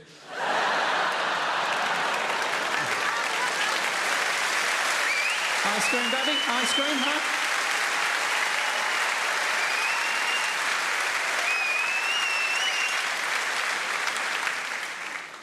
We were very lucky with my daughter. They say you got to watch your language around your kids, don't they? That's what they say. We were very lucky. My daughter's first words, apart from hand on heart, apart from mama, dada, baba, all that nonsense, her first words were go away. That's what she said. That's what she said for 3 months. Go away. Go away. She thought it was just one word. Go away. Go away. Why? Because that's what me and my wife said to the dog every time we were trying to feed me daughter. We'd get the food out, wouldn't we? The dog would get up, he'd go on the prowl, having a little look, wouldn't we? We'd be like, go away, go away, go away. She just picked it up. We'd push her in the pram out on the street. She'd be like, go away, go away, go away. Said to my wife, it's a good job we weren't telling that dog to fuck off, innit? Because we just wouldn't be able to take this kid out of the house. My eldest daughter bought a boy ointment recently for the first time, and I think it's quite safe to say that I reacted rather badly to this incident when it took place. She brought the individual in question into the house that I paid for with money I earned. All right, Dad, this is Billy. Yeah, Billy. Right, nice, yeah. Okay, yeah, Billy. Sweet, I'll go and put the kettle on. Daddy's going to talk to Billy. She goes to the kitchen, she doesn't realise anything's wrong. And I start reversing this little bastard around the house. Because when you're my size, you can reverse smaller men. They just back off you like that. So eventually I'll get Billy into a wall. He can't go any further. And I'm like, William.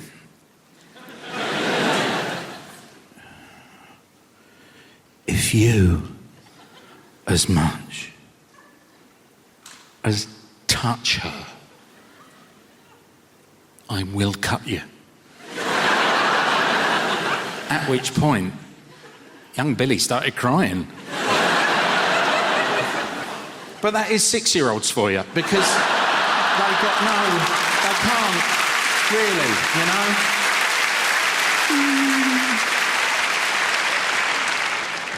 That was the joke. This is the true version of events. How can I start this? Okay.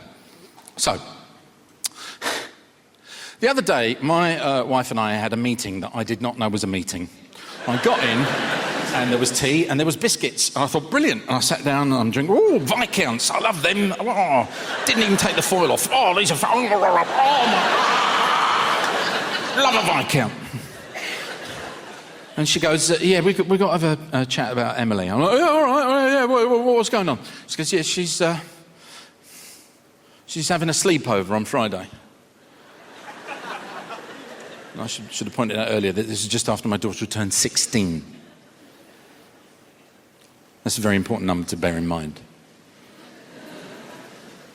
She said, yeah, Emily's having a sleepover on Friday. I went, all right, do you want me to buy pizzas? No. Because there's only one person coming. Oh, right. Right, shall I just buy one pizza? Stop talking about pizza.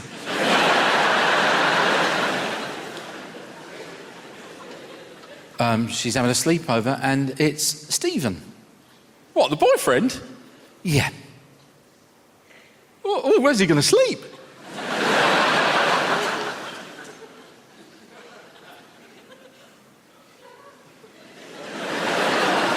In Emily's room. Where's she going to sleep? I've got the memory of an elephant. I remember one time I went to the zoo and saw an elephant.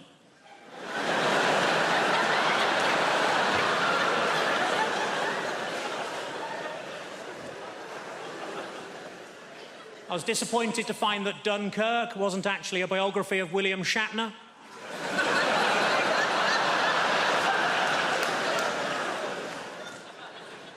I accidentally kicked my dog early and it bit me on the bollocks. My mate said it's karma. I said, no, if anything, it's even more angry.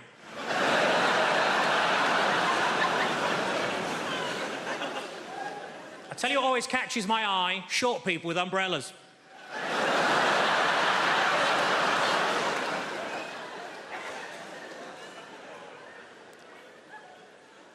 I put on a lot of weight, so I rang up Weight Watchers. I said, it's an emergency, can you send somebody round? And they said, yes, we can, we got loads of them.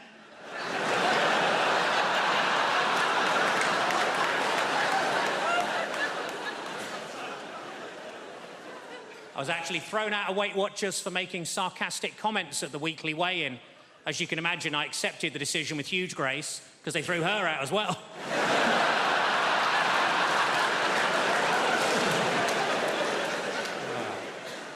I was watching TV, the announcer said there's a documentary about the clitoris on the red button, but I couldn't find it.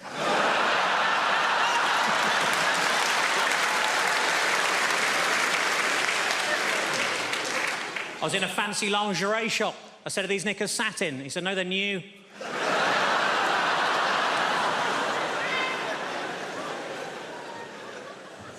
I didn't know what to get my little niece for Christmas, so I asked my sister what she's into. Apparently, at the moment, she's mad about frozen stuff, so I got her some oven chips and peas. It's been a tough week. I got myself a memory foam mattress, and now it's trying to blackmail me.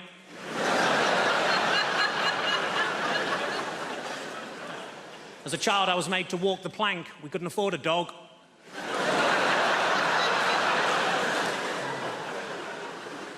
I went on a positive thinking course. It was shit. You would be. And it was half empty. The area in a Nando's between the front and back door is called the peri-perineum.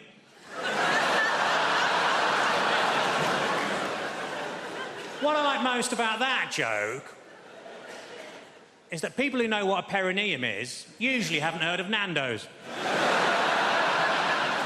Ironically, there's only a very small overlap between the two. The doctor told me to lose some weight. I said, how? He said, don't eat anything fatty. I said, what, pies, chips, that sort of thing? He said, no, just don't eat anything fatty.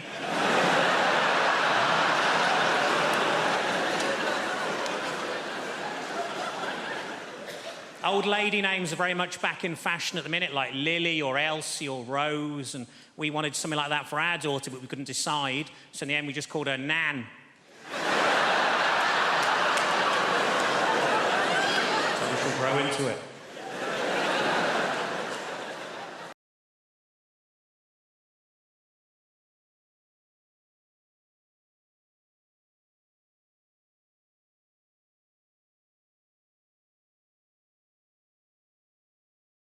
People ask me, they say, Chris, what is it like trying to raise a child when you can't see the child? It's ups and downs, you know, ups and downs. You just got to go with the flow. Can't prepare yourself, you know. She's 3.5 now. When she was 2.5, if you haven't got kids, by the way, as soon as they get to 2, they're adorable. They just start asking questions. They want to know what everything is. You are their source of information. They want to absorb the world. My daughter, she's 2.5. She's in the bath. I'm knelt there. I'm bathing her. She's like, what's this, Daddy? What's this, Daddy? Oh, bloody no, do I? Give it here. Just... You might be 2.5, but you know way more than Daddy at this point, sweetheart. She goes, what's this, Daddy? Ice cream? I was like, ice cream? Big handful of shit, wasn't it? Massive. Not like a little pebble, not like a little sweetness. Where did that cut? An impressive quantity for an adult male. I wasn't entirely sure the dog hadn't jumped in and done it when my back was turned and she just scooped it out. She just slapped it in there in one go.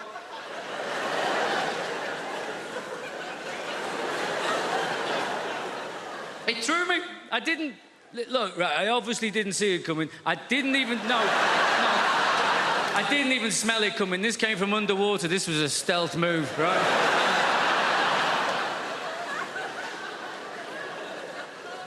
And I'm not entirely sure exactly what happened. You know, I've narrowed it down to 2 options, I think. I've given it some thought. I mean, she was 2.5. Let's give her the benefit of the doubt. She deserves the benefit of the doubt, doesn't she? Option 1, benefit of the doubt. This is what happened. She sat in the bath in the warm water. Yeah? She farts. She shits herself. She doesn't know she's done that. A few minutes later, that goes floating past her in the bath, doesn't it? She sees it there. She thinks to herself, I wonder what the bloody hell that is. That looks a little bit like ice cream. I know, she thinks. I'll ask Daddy about that. He knows about these things. He's a very, very clever man, yeah? That's option 1, isn't it? Benefit of the doubt. Option 2. She's a bloody comedy genius. She's sat there in the bath. She's got Mr. Penguin up here on the wall. She's got, hey, Mr. Penguin, Mr. Penguin. Get on this now. This is going to be brilliant. This is going to be amazing. Watch his face now. Watch his face. Watch. Keep looking. Keep looking. What am I going to do? Not only am I going to do a shit and put it in his hand, I bet you I can make him sniff it.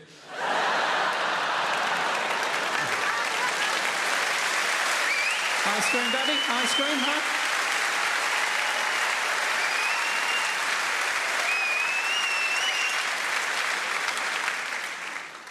We were very lucky with my daughter. They say you got to watch your language around your kids, don't they? That's what they say.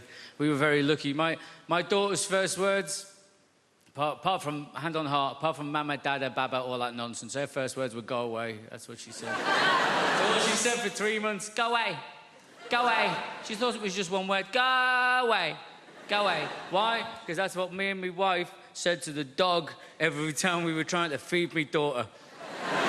We'd get the food out, wouldn't we? The dog would get up, he'd go on the prowl, having a little look, wouldn't we? We'd be like, go away, go away, go away. She just picked it up. We'd push her in the pram out on the street. She'd be like, go away, go away, go away.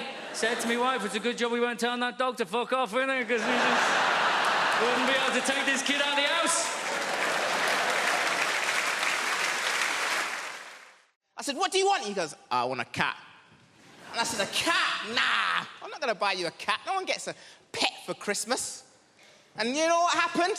I'll tell you what happened. There was a mouse, a little mouse. It came into the house, and the girlfriend, she saw it. She goes, ah, what's he doing in here? What's he doing in here? We've got a mortgage. Like, that's got to do with anything. Like, all the mice is outside there. It's like, hold on, guys, before we go in there, we need to see if this is rental accommodation first. Yo, fam, put that cheese down. We haven't seen the tenancy agreements yet. It might be a hoax, right? It don't work that way. So she was like, Marlon, we need a cat. I said, I don't want one. She said, Marlon, we need a cat. So we compromised and we got one. So we went to this place. Where they hold all of the cats in the world. And I walked in there, I was like, I want a cat. And the lady said, that's not how it works, sir. I said, please. She said, no, what it is, we need to interview you to see if you're fit to have a cat. And I started panicking. At this point, I said, listen, right, lady, right, listen, right, between me and you, I've got a son. I said, human being, 8 years old, and he's not dead. And she looked at me, she was like, yeah, you can have a cat. So, she brought us up the stairs, man. When she brought us up the stairs, I've never seen so much cats before in my life. There was more cats than people in this room right now, right? And they were there, different shapes, different sizes. And my girlfriend, she got drawn to one cat, which was like blue and grey. I've never seen a cat like this before, a blue and grey cat, and his whiskers were out, and the tail was up, and she walked over to the cubicle where the little cat was, and she put her hand right up against it, and the cat came along, and he put his paw there. And it was like they were touching. And she was like, I want that cat. And the lady said, no.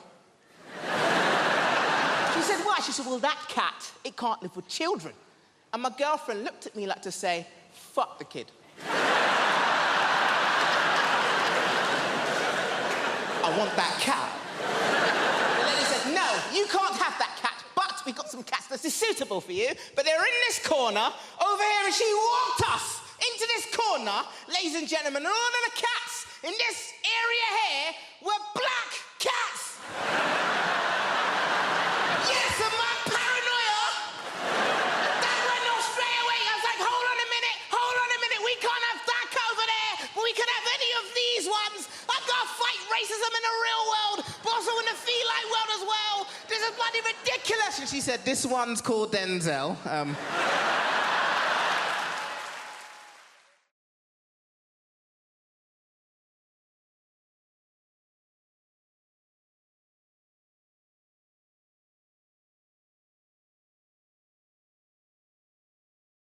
We need to bring back a sense of consequences for our actions. In this world, there are no more consequences for actions, yeah? And what I'm talking about, if there's no consequences in this life, what we need to do is bring back to Britain a simple sense of hell.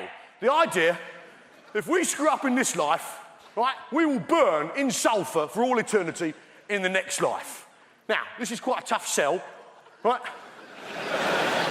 You don't like that idea, do you? Right, but hear me out, this is a good idea. We got any Christians present? I need your assistance. Any Christian people here this evening? Yeah, in the pink shirt. What's your name, son? Josh. Fantastic. You a Christian? So you understand the idea of redemption, eternity? Yeah? resurrection, eternity in particular. And I do too. I understand the notion of eternity because I went to church on Sunday. Let me tell you this, that service went on forever. If it took me an hour to open a bottle of wine, I'd be drummed out of business. Now, the point is this. How long does it take to own a packet of crisps? Get on with it. Now, we need to bring back... Now, the problem with the idea of hell is no one's frightened of it. Now, I'm going to describe hell for you now, and none of you are going to bat an eyelid, right?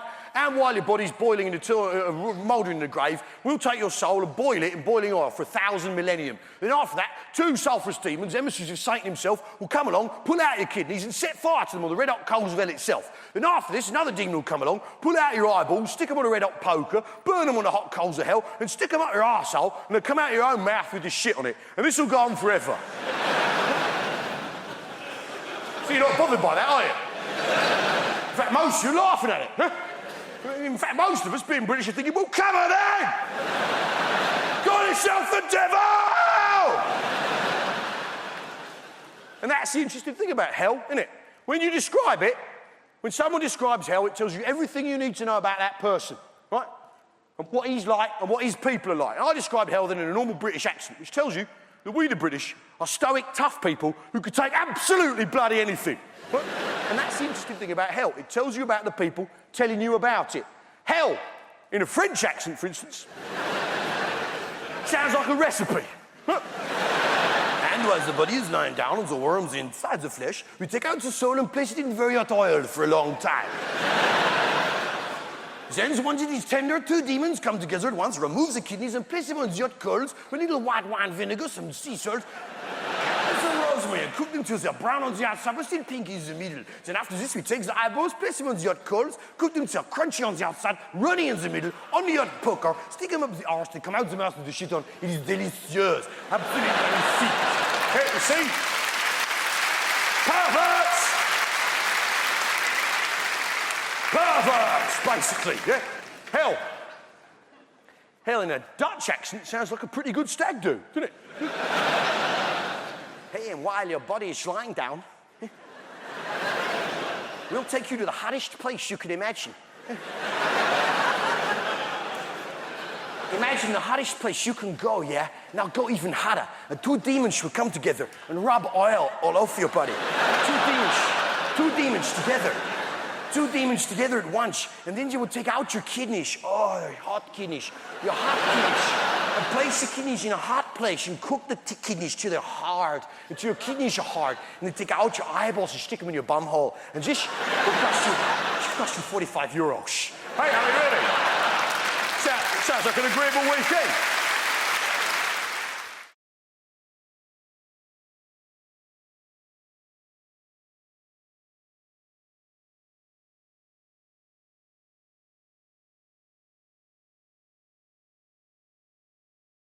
There's other younger people in the room, right? You know what I mean. You have only ever known a time in your life when you're trying not to get pregnant or trying not to get somebody else pregnant. And I don't want to blow my own trumpet, but on both accounts, I fucking smashed it. I think it comes down to skill set at the end of the day, doesn't it? People are just good at different things. Some people are good at the violin. Some people are good at parallel parking. I was very good at taking the pill. Every day, every day, every day. Honestly, I used to think I was so good at taking the pill, I deserved a reward. Arguably, there was a reward. It was the reward of not having to watch Peppa Pig or cleaning up another human's shit.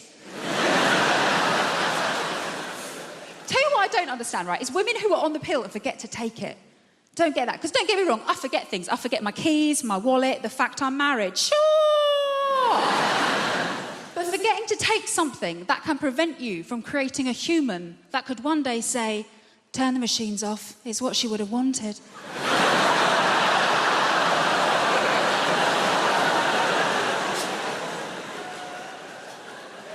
I'm going to remember that one, thank you. Obviously does happen, though. Women forget to take the pill, they get knocked up. Happened to a girl I used to work with, actually, when I used to work in an office, right? And we were chatting about it one day. She was so blasé. We're in the kitchen. She's just standing there rubbing her belly like, well, the thing is, I've just got really bad memory. I was thinking, that's funny, because every day without fail, you remember to steal my milk. Maybe if you'd strapped your packet of microgynon to my semi-skimmed... Stephen in accounts wouldn't be telling everyone how you trapped him.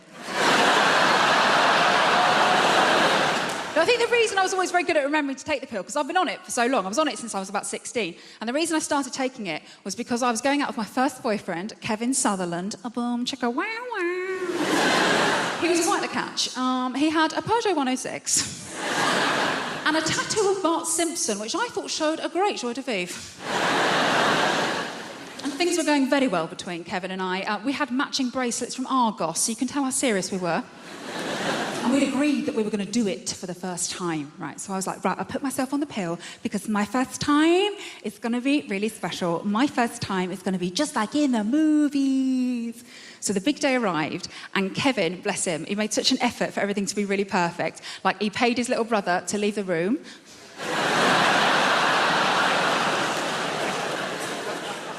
To this day, the most romantic thing a man has ever done for me. And he made a mix CD of all of our favourite romantic songs. You know, like Boom, Boom, Boom, Let Me Hear You Say Wayo. And as we lay down on his single bed, with his Liverpool FC duvet cover on it, the scent of Lynx Africa heavy in the air. And as Kevin took my virginity so beautifully, and gently, and quickly, from behind, I remember thinking, wow, just like in the movies. Obviously, it's quite difficult to make eye contact in that position, isn't it? Almost felt like I lost my virginity to Stephen Gerrard.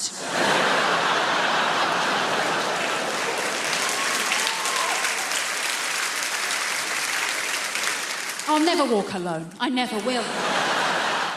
You know, when I found out that I was going to do this gig, I immediately put together a message and I pinged it out on our family WhatsApp group to my husband and my children, because that is the kind of rock and roll comic I am. And my son, my teenage son, wrote back to me at once, and his message said, "Thug life chose you, brah."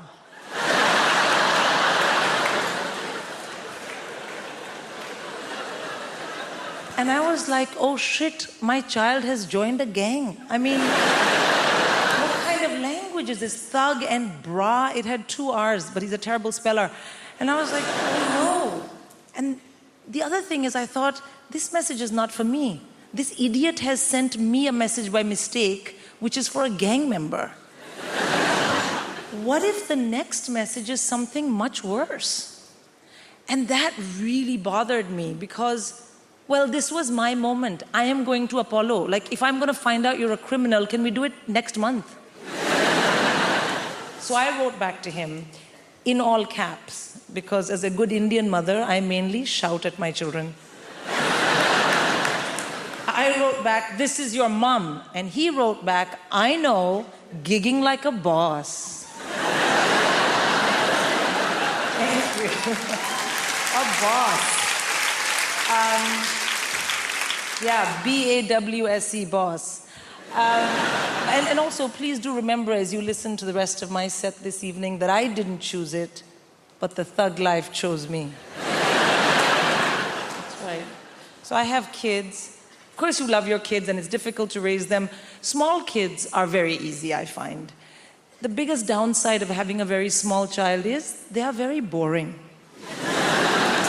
Yeah, they want to show you they love you by talking to you all the time, but everything they know, you already know.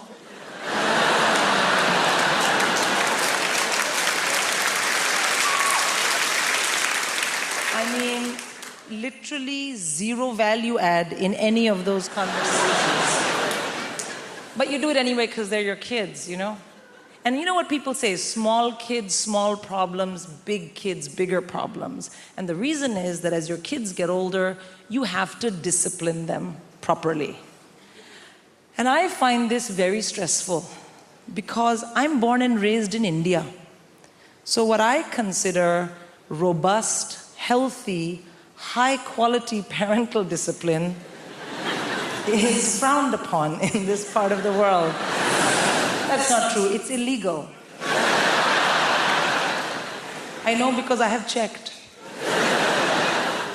And I want to have really well-behaved kids, but that is no use to me if I am in jail. So, I have to learn what you guys do here, and the big thing here is teach your kids about action and consequence using a multitude of techniques. So you have something called star chart. You know what star chart is? Yeah, no, let me tell you, sir. Star chart is you find something vaguely not negative that your child possibly might be able to do and then work it into the conversation and give them a star. Thank you for not kicking me in the face today. Here's a star. And then the other one, action and consequence, naughty step. You've been terribly behaved. Kindly go relax on the staircase.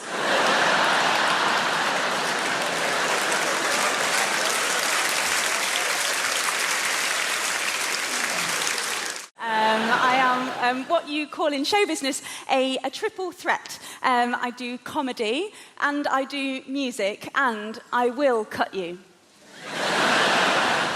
Just joking, I probably won't. So it's so fantastic to be here today. I will be doing a little bit of music, so if you're a fan of NWA or Snoop Doggy Dogg, then I apologise. I'll be about 3 minutes. So this first song, this is about travelling on a train. Could you give me a cheer, Apollo, if you've ever been on a train before? About half. Okay, great. Lovely. Well, the half of you who cheered, that means you are my target demographic. Congratulations. So I'm going to sing this song. This is about the worst thing any of us can ever encounter on a train journey. Just before I sing it, I have had some problems at previous gigs, actually, so I just want to make something crystal clear. If you listen carefully, I'm not even saying the word Hindu.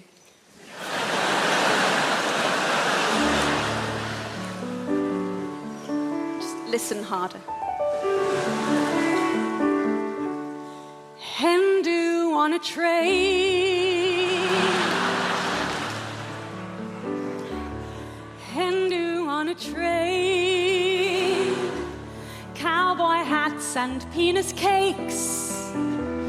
Neck tattoos and big L plates, and voices like a foghorn in a drain. Hindu on a train, groping every passing male. I suspect you've been to jail, and God willing you might all go again. And although I have so many things to say to you, I'm aware that there are 6 of you, and all of you have had more fights than me. I've never glassed someone, but I do know how. Perhaps I'll glass you now. Hindu on a train.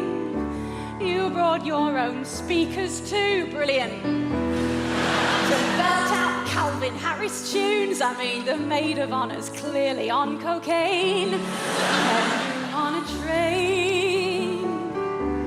You see me staring and you threaten me. Then drunkenly you all set on me, and with a dick-shaped bottle take your aim. If you only knew, we're not so different, me and you. Just 3 months ago, my friends Hindu, we got drunk and we pretty much hijacked a plane. We were worse than you. We went down on all the crew. Mostly reluctant gay men, some women too. We got thrown out of Spain.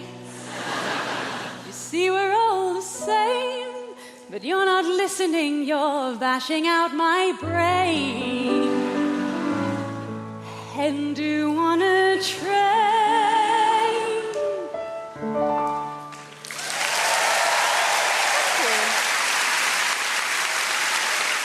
married to a comedian. Did you know John Richardson? Oh, yeah. Oh, you know he is.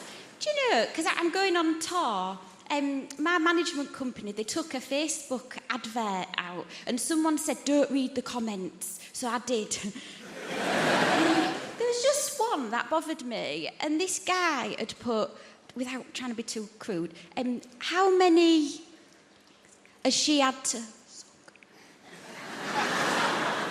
get the career she's got? I mean, the answer's 1, but...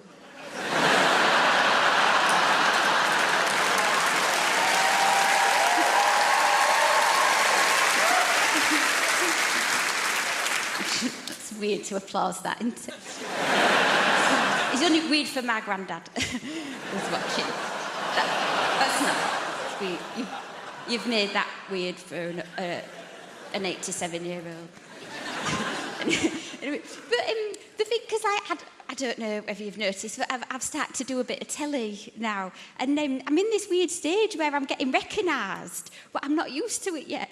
And I walked in a pub last night, and there was a woman staring at me, and I thought, what are you fucking looking at?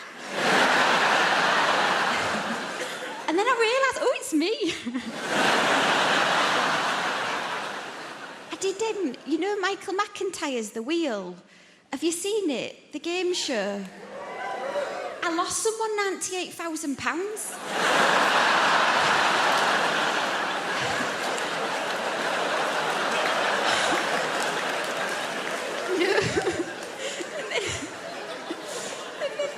If you've seen the show, you know they go back down in the ground.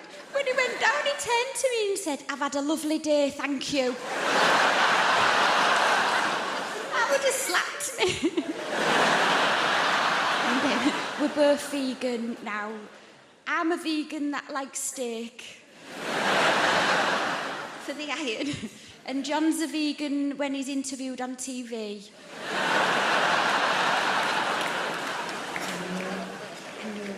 It's a weird life for him, though, you know. I've seen it through his eyes. The situations we're getting... Because he's been on TV 10 years. We went and did this gig, you know, in a school. And then we parked up, and he turned to me and he said, I've got to go. And I was like, oh, all right then, just wait till you get in. He was like, I've got to go now.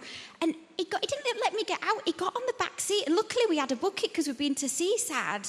We've got blacked out windows. And I got out, and there was 2 of his fans waiting for him. And they said, we've come all the way from Rotherham to see John. They said, where is he? I said, he's shitting in a bucket in the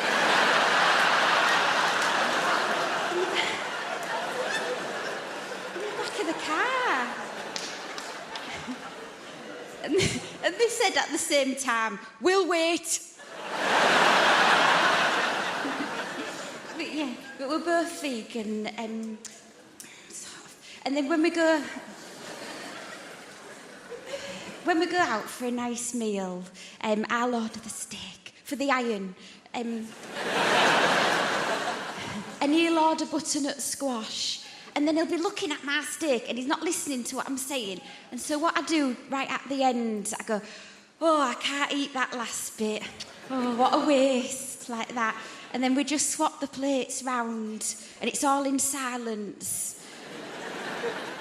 And he eats this bit of steak and the look on his face after he's eaten it is like, you know those Facebook adverts that go viral of the deaf baby when it gets a hearing aid?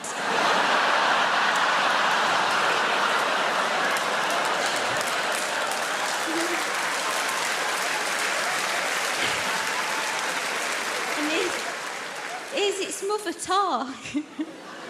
That's what it's like. All of the parenting stresses me out. All of it. Like right from the beginning, when you're pregnant, you've got to think of a name for your kid. You're like, right, we're going to have to name it. That's tradition. Going to have to give it a name. And it's hard to think of a name for a kid because that's their name. That's going to be their name all their life if it pans out. And I'm an indecisive person. I struggle to think of passwords for websites, and you get help for that, don't you? Like, oh no, weak. And And names go in and out of fashion, don't they? Some names, they can be in fashion, but they don't come back in. We all know those names. And I tell you a thing that's back in fashion now, and I find it fascinating, is virtue names, right? That is back in fashion. Those virtue names, it's a sort of Victorian notion that if you name your kid after a virtue, they might live up to that virtue. But that's risky business, isn't it? That's hubris. I wouldn't risk it. You could call your son Victor. He could end up a bit of a loser. Ernest, he could become a bullshitter. Grace is an ever-popular name. I wouldn't risk it. You could call your daughter Grace. She could end up a sort of galumphing oaf. Sacking her head on low beams. Falling into crockery at dinner parties. You'd be like, oh, come on, Grace. Do your laces up, babe. Stop farting. Prudent, she'll end up lip deep in debt, won't she? Chastity. Although my son is called Frank. Someone said to me, you've done it, innit? You've called your son Frank. That's a virtue. To be honest, to be above board, to be trustworthy. I was like, oh, shit, never thought that. He'd end up an estate agent now, isn't he?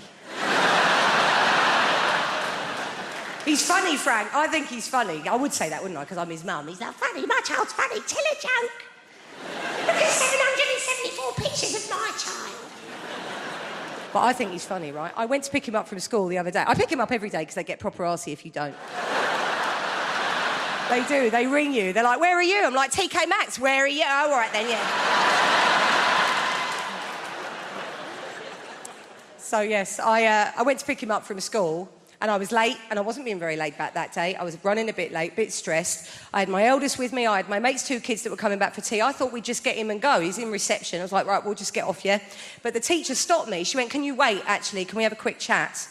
In that, voice. So I had to arrange my face into one of those mum pretending to give a shit faces. I said, go on, what's he done? She said, do you want to tell Mummy what you did today, Frank, or shall I tell Mummy? He's got upset now. He's like, you tell Mummy. I'm like, what's he done? What? She said, look, today, Frank stuck a digit up the teaching assistant's bottom.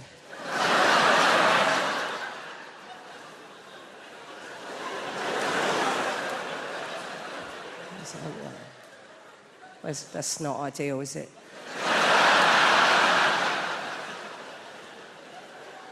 It's very difficult to know what to do with your face. I was going through all the faces in my phone.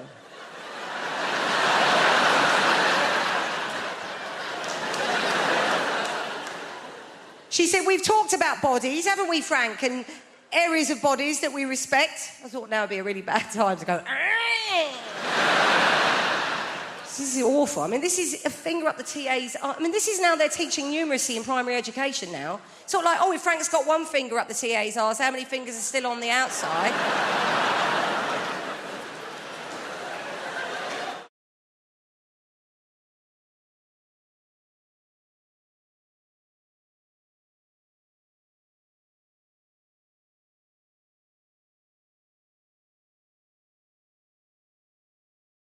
You know toe rings? They are rings that we wear on our toes. Then we have rings, earrings, rings people wear in their ears, yeah?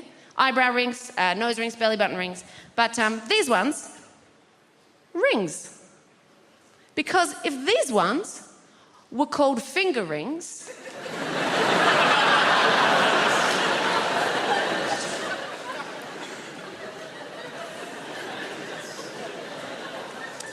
make weddings pretty awkward. With this fingering,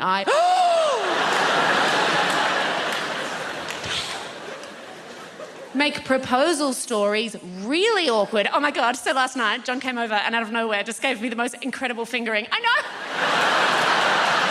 I'm so happy. I mean, he asked my dad's permission first, obviously.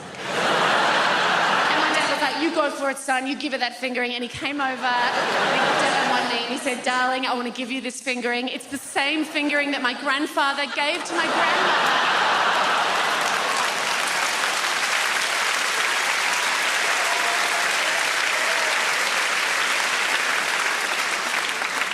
also make Lord of the Fingerings, very different film. Okay. There is no one hearing that. Just keep learning. Life's about learning, guys. I will share with you another big thing I learned this year.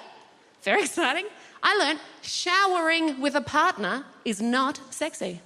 That does not seem like a big deal, but the world tells you it is sexy. But you try that shit once, and you very quickly discover that showering with a partner is not sexy. Showering with a partner is taking turns being cold. Oh, yeah. A lot of do-si-do action, a lot of, let's move around this way. Ooh, why? Because I'm goddamn freezing. I'm freezing. And a lot of kissing like this.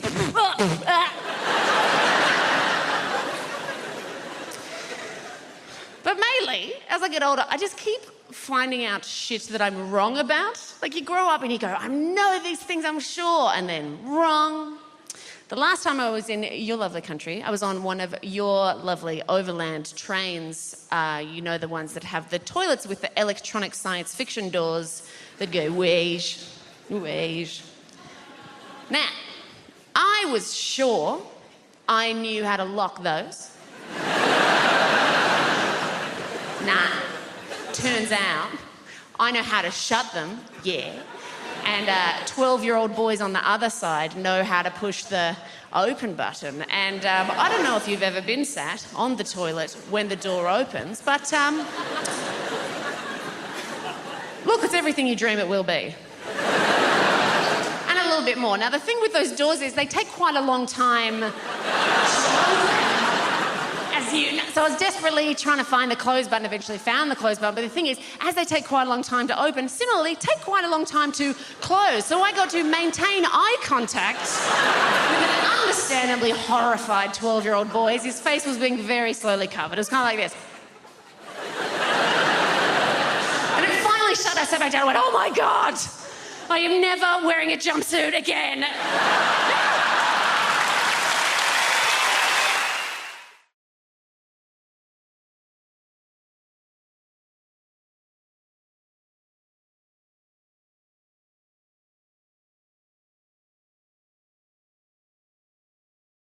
Anyway, we finally get in. My son looks around, flatly refuses to get into the dentist chair. So, of course, I think, well, I've got to lead by example now. I've got to be a role model. So I said to him, well, look, how about if I sit in the dentist chair first, and then you'll see there's nothing to worry about, all right? He agrees to this. And I said, then you'll do it, won't you? Yeah, okay. So I, wink, wink at the dentist. This is not a fucking appointment, pal. Dentist is looking at my teeth. He's, he puts the bib on me, the sunglasses at the dentist, at your dentist. What is that? That's a great little trick, that one is. What are they, you made to think you're at the beach or something? Well, you're sunbathing. Oh, relax, look, the sun is out. There are 4 of them, but they're out.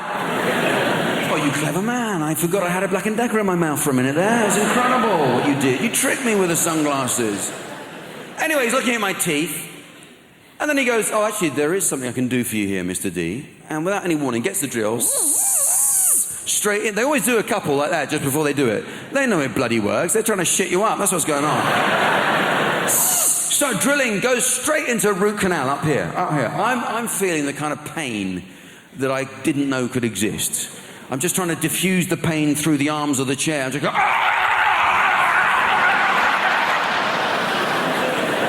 coming off the ceiling, my son runs out into reception. It's a total disaster.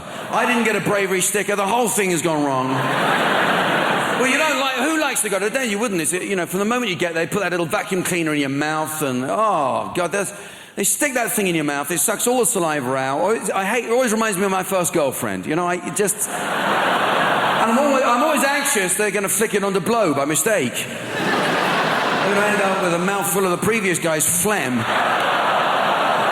I'll be there like some human volcano in my Foster Grants full of slum. Bits of tooth I'm spitting out all day. It's not mine! I never wore a brace! It is an odd thing, though, at the dentist, how you look forward to the pink drink. Once you're there, having this stuff done, you begin to think, see that pink drink? That's mine. At the end of all this, I get the pink drink. it's going to be worthwhile. That little plastic cup with the pink drink in, it's mine. You look forward to the pink drink. He's doing what he wants. He's tinkering around with his little craft set inside your mouth. Doing what he wants, injecting oh, the injection, how unnatural is that? An injection in the mouth. Oh, it'll just feel like a little scratch. So what do you say? It'll just feel like a little scratch. And then after about 10 minutes, it'll feel like you've had a stroke.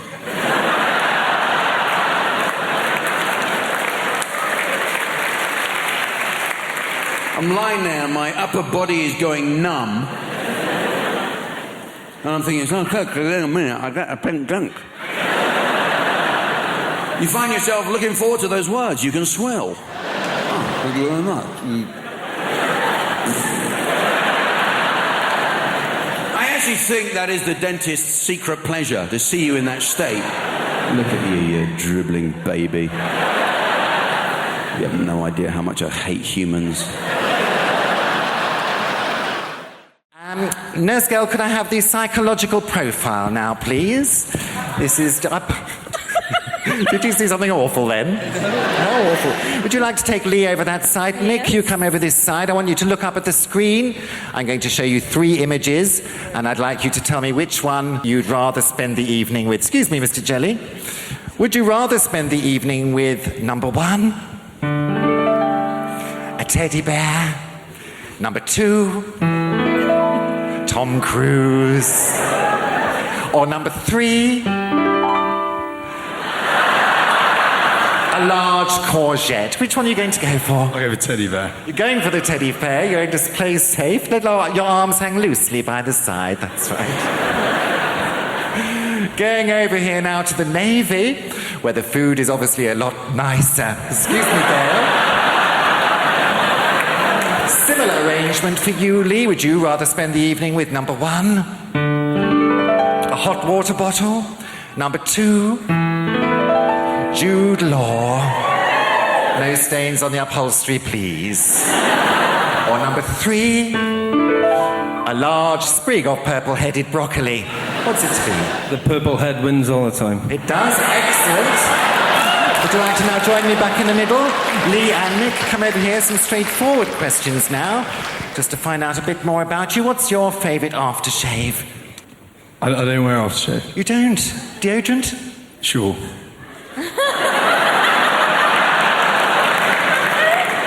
Let's have a little sniff. Oh, you do smell quite fresh, Gail. Would you like to...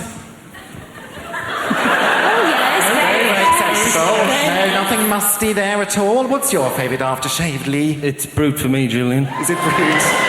Any on this evening? Just a touch. Oh, that's lovely. Just a faint aroma there. Would you wait until you're asked, please? And finally, what's your favourite position, Nick?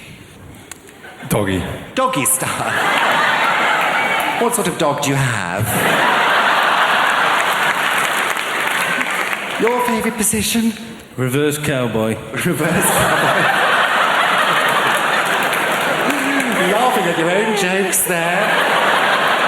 It's like you're on stage with Billy Connolly. Now then. Right, that's it, Nurse Girl. Could I have the rubber glove now, please? For medical reasons, I'm obliged to conduct an internal examination. Thank you very much. Could I have the swabs at once? Here they come. All sterilised, open wide. Oh, I say. Lots of room in there, isn't there? What a waste. And Lee. There we are. Perfect. Get those under the microscope at once. Take Lee over to his screen. Nick, come over here. Let's see the results of your swab test first, please.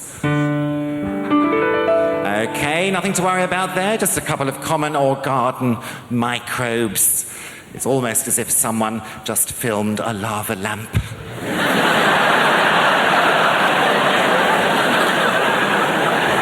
Now, the sailors' results, please.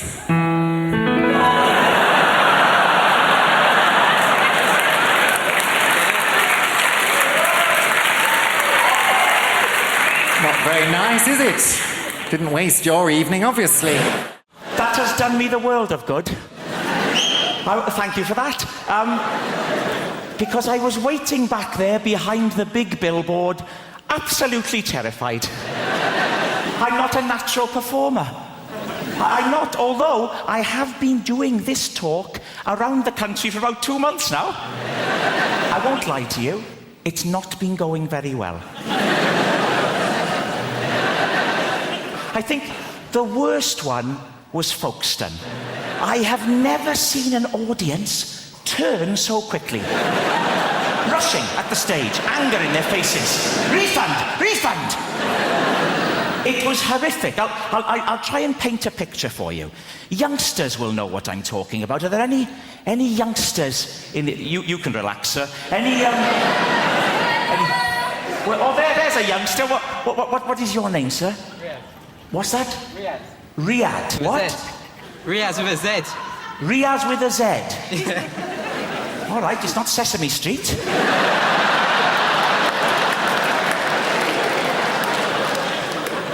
Riaz, how old are you? 18. 18? Shouldn't you be wearing a hooded top? Get out of my shopping centre! Riaz. Don't laugh at Riaz, please. You'll know what I mean, Riaz, when I talk about stage diving. Are you familiar? You won't know what I'm talking about, sir, but this is when a rock star, like a Kurt Cobain or a Duncan from Blue, they run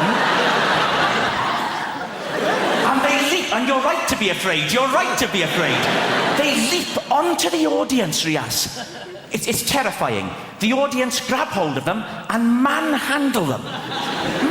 Turning them around like that, all over the place. Terrifying. Now, what happened at Folkestone was almost a complete reversal of that. with people just rushing at the stage. It was appalling. But I don't think we're going to have a repeat of that tonight. I don't. Because I'm already getting a lot of warmth from you. I am. To quote the great Darius Danesh, there's a lot of love in the room. There is. And a wide range. We've got Riaz with a Z. No one can take that away from you, Riaz. I wouldn't try to. You'd whip out your hooded top and you'd happy slap me into submission.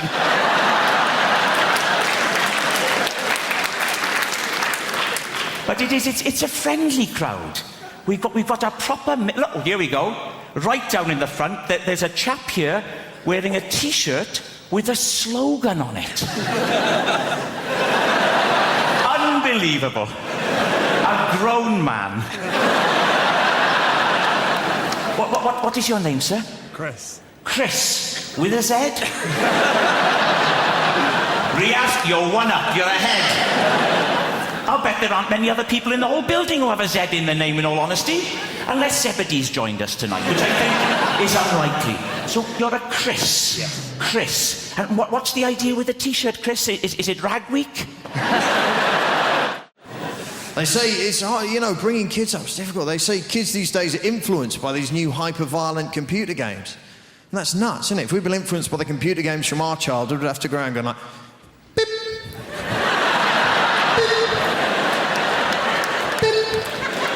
Rubbish, wouldn't it? No one would play with that kid with beep, beep. Can I be in your gang? No, you're a bit weird, mate, to be honest. Imagine being influenced by Pac-Man. You'd have to walk round in a darkened room munching pills and listening to repetitive music.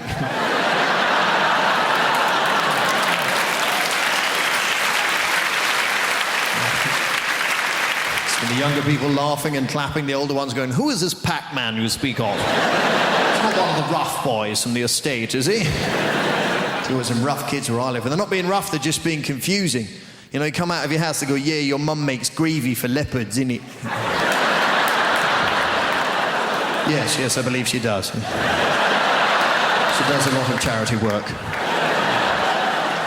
These are scary kids. Even the dirty old men are scared of these kids. See them turn up in their car, put the window down, like, hello, little boy, do you want a sweet? The kid's like, what sort of sweets have you got? Said it best be good if you come on here and trouble me with your sweetie talk, right? You don't want any mojo or drumstick rubbish, you get me? You must have a serious sweetie offer for me, boy.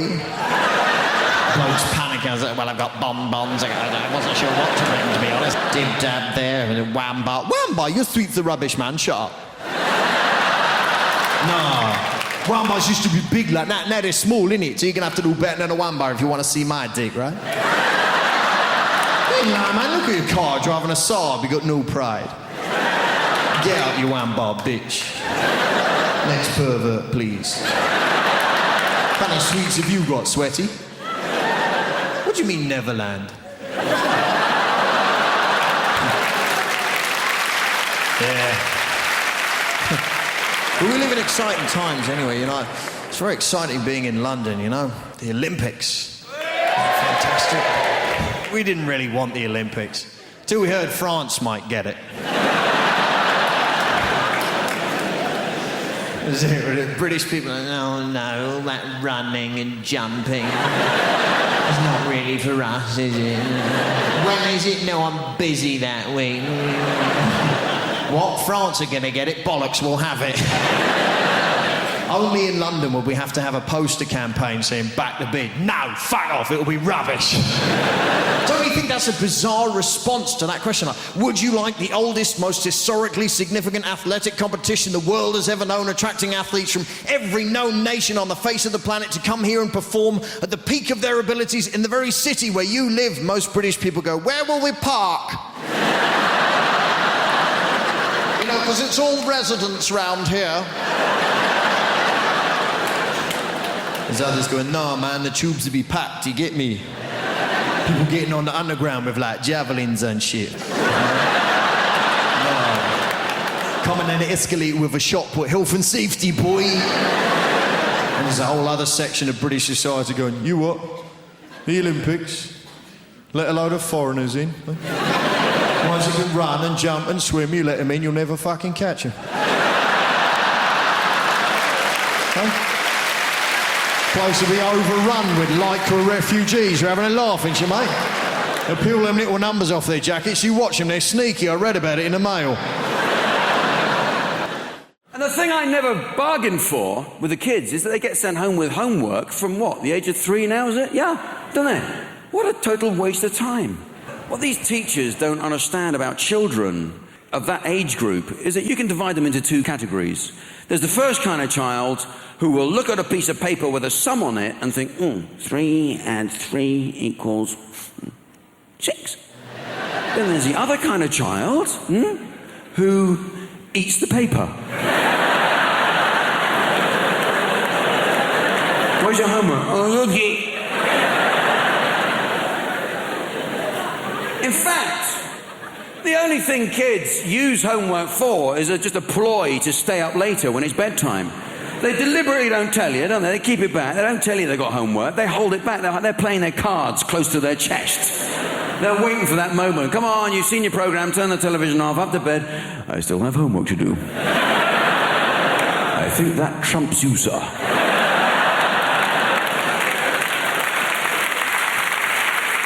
So they've got homework, and you have to do the homework with them because they can't concentrate for more than 2 minutes at that age. You've got to sit with them, actually keep them there at the table. If you don't, you go back after 2 minutes, they'll be out in the garden swinging on something. You go, what the hell are you doing? What are you doing? You're meant to be doing... Oh, sorry, I felt like having a swing on something instead. So you have to stand over them while they're doing it. They have to do this... Oh, my kids have this spelling thing. They have to copy out the spelling every night. I don't know if it's humanly possible to move your hand across paper any slower than they're doing at that stage in their writing career. But what I am saying is I find it fucking agonizing watching. There they go. 4 minutes later, I've done it. That's good. That's the first letter done. Well done. Jesus Christ!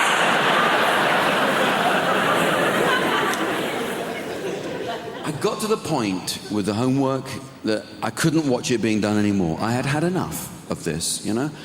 And I was tucking them all in. I'd done it with 3 others, the other 3 kids, and then there's the last one. You go, I haven't done my homework. And I couldn't face it anymore. I snapped, you know? I said, well, you know what? Leave it. Leave it. I imagine if you do leave it, that something will have happened by the morning.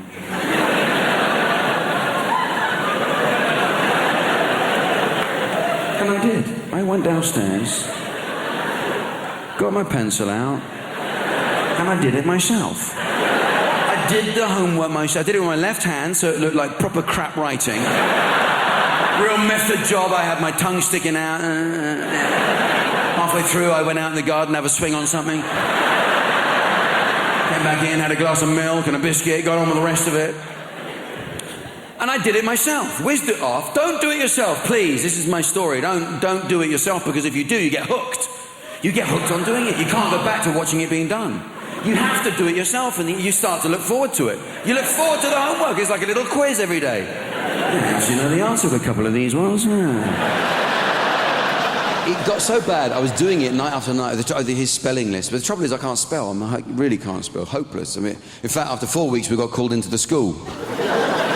Very sorry to say that your son is educationally subnormal. Take a look at his spelling, I think it says it all. So what can I say? I can't say it was me. Couldn't admit it's a bit me. So, well, he's in a home now.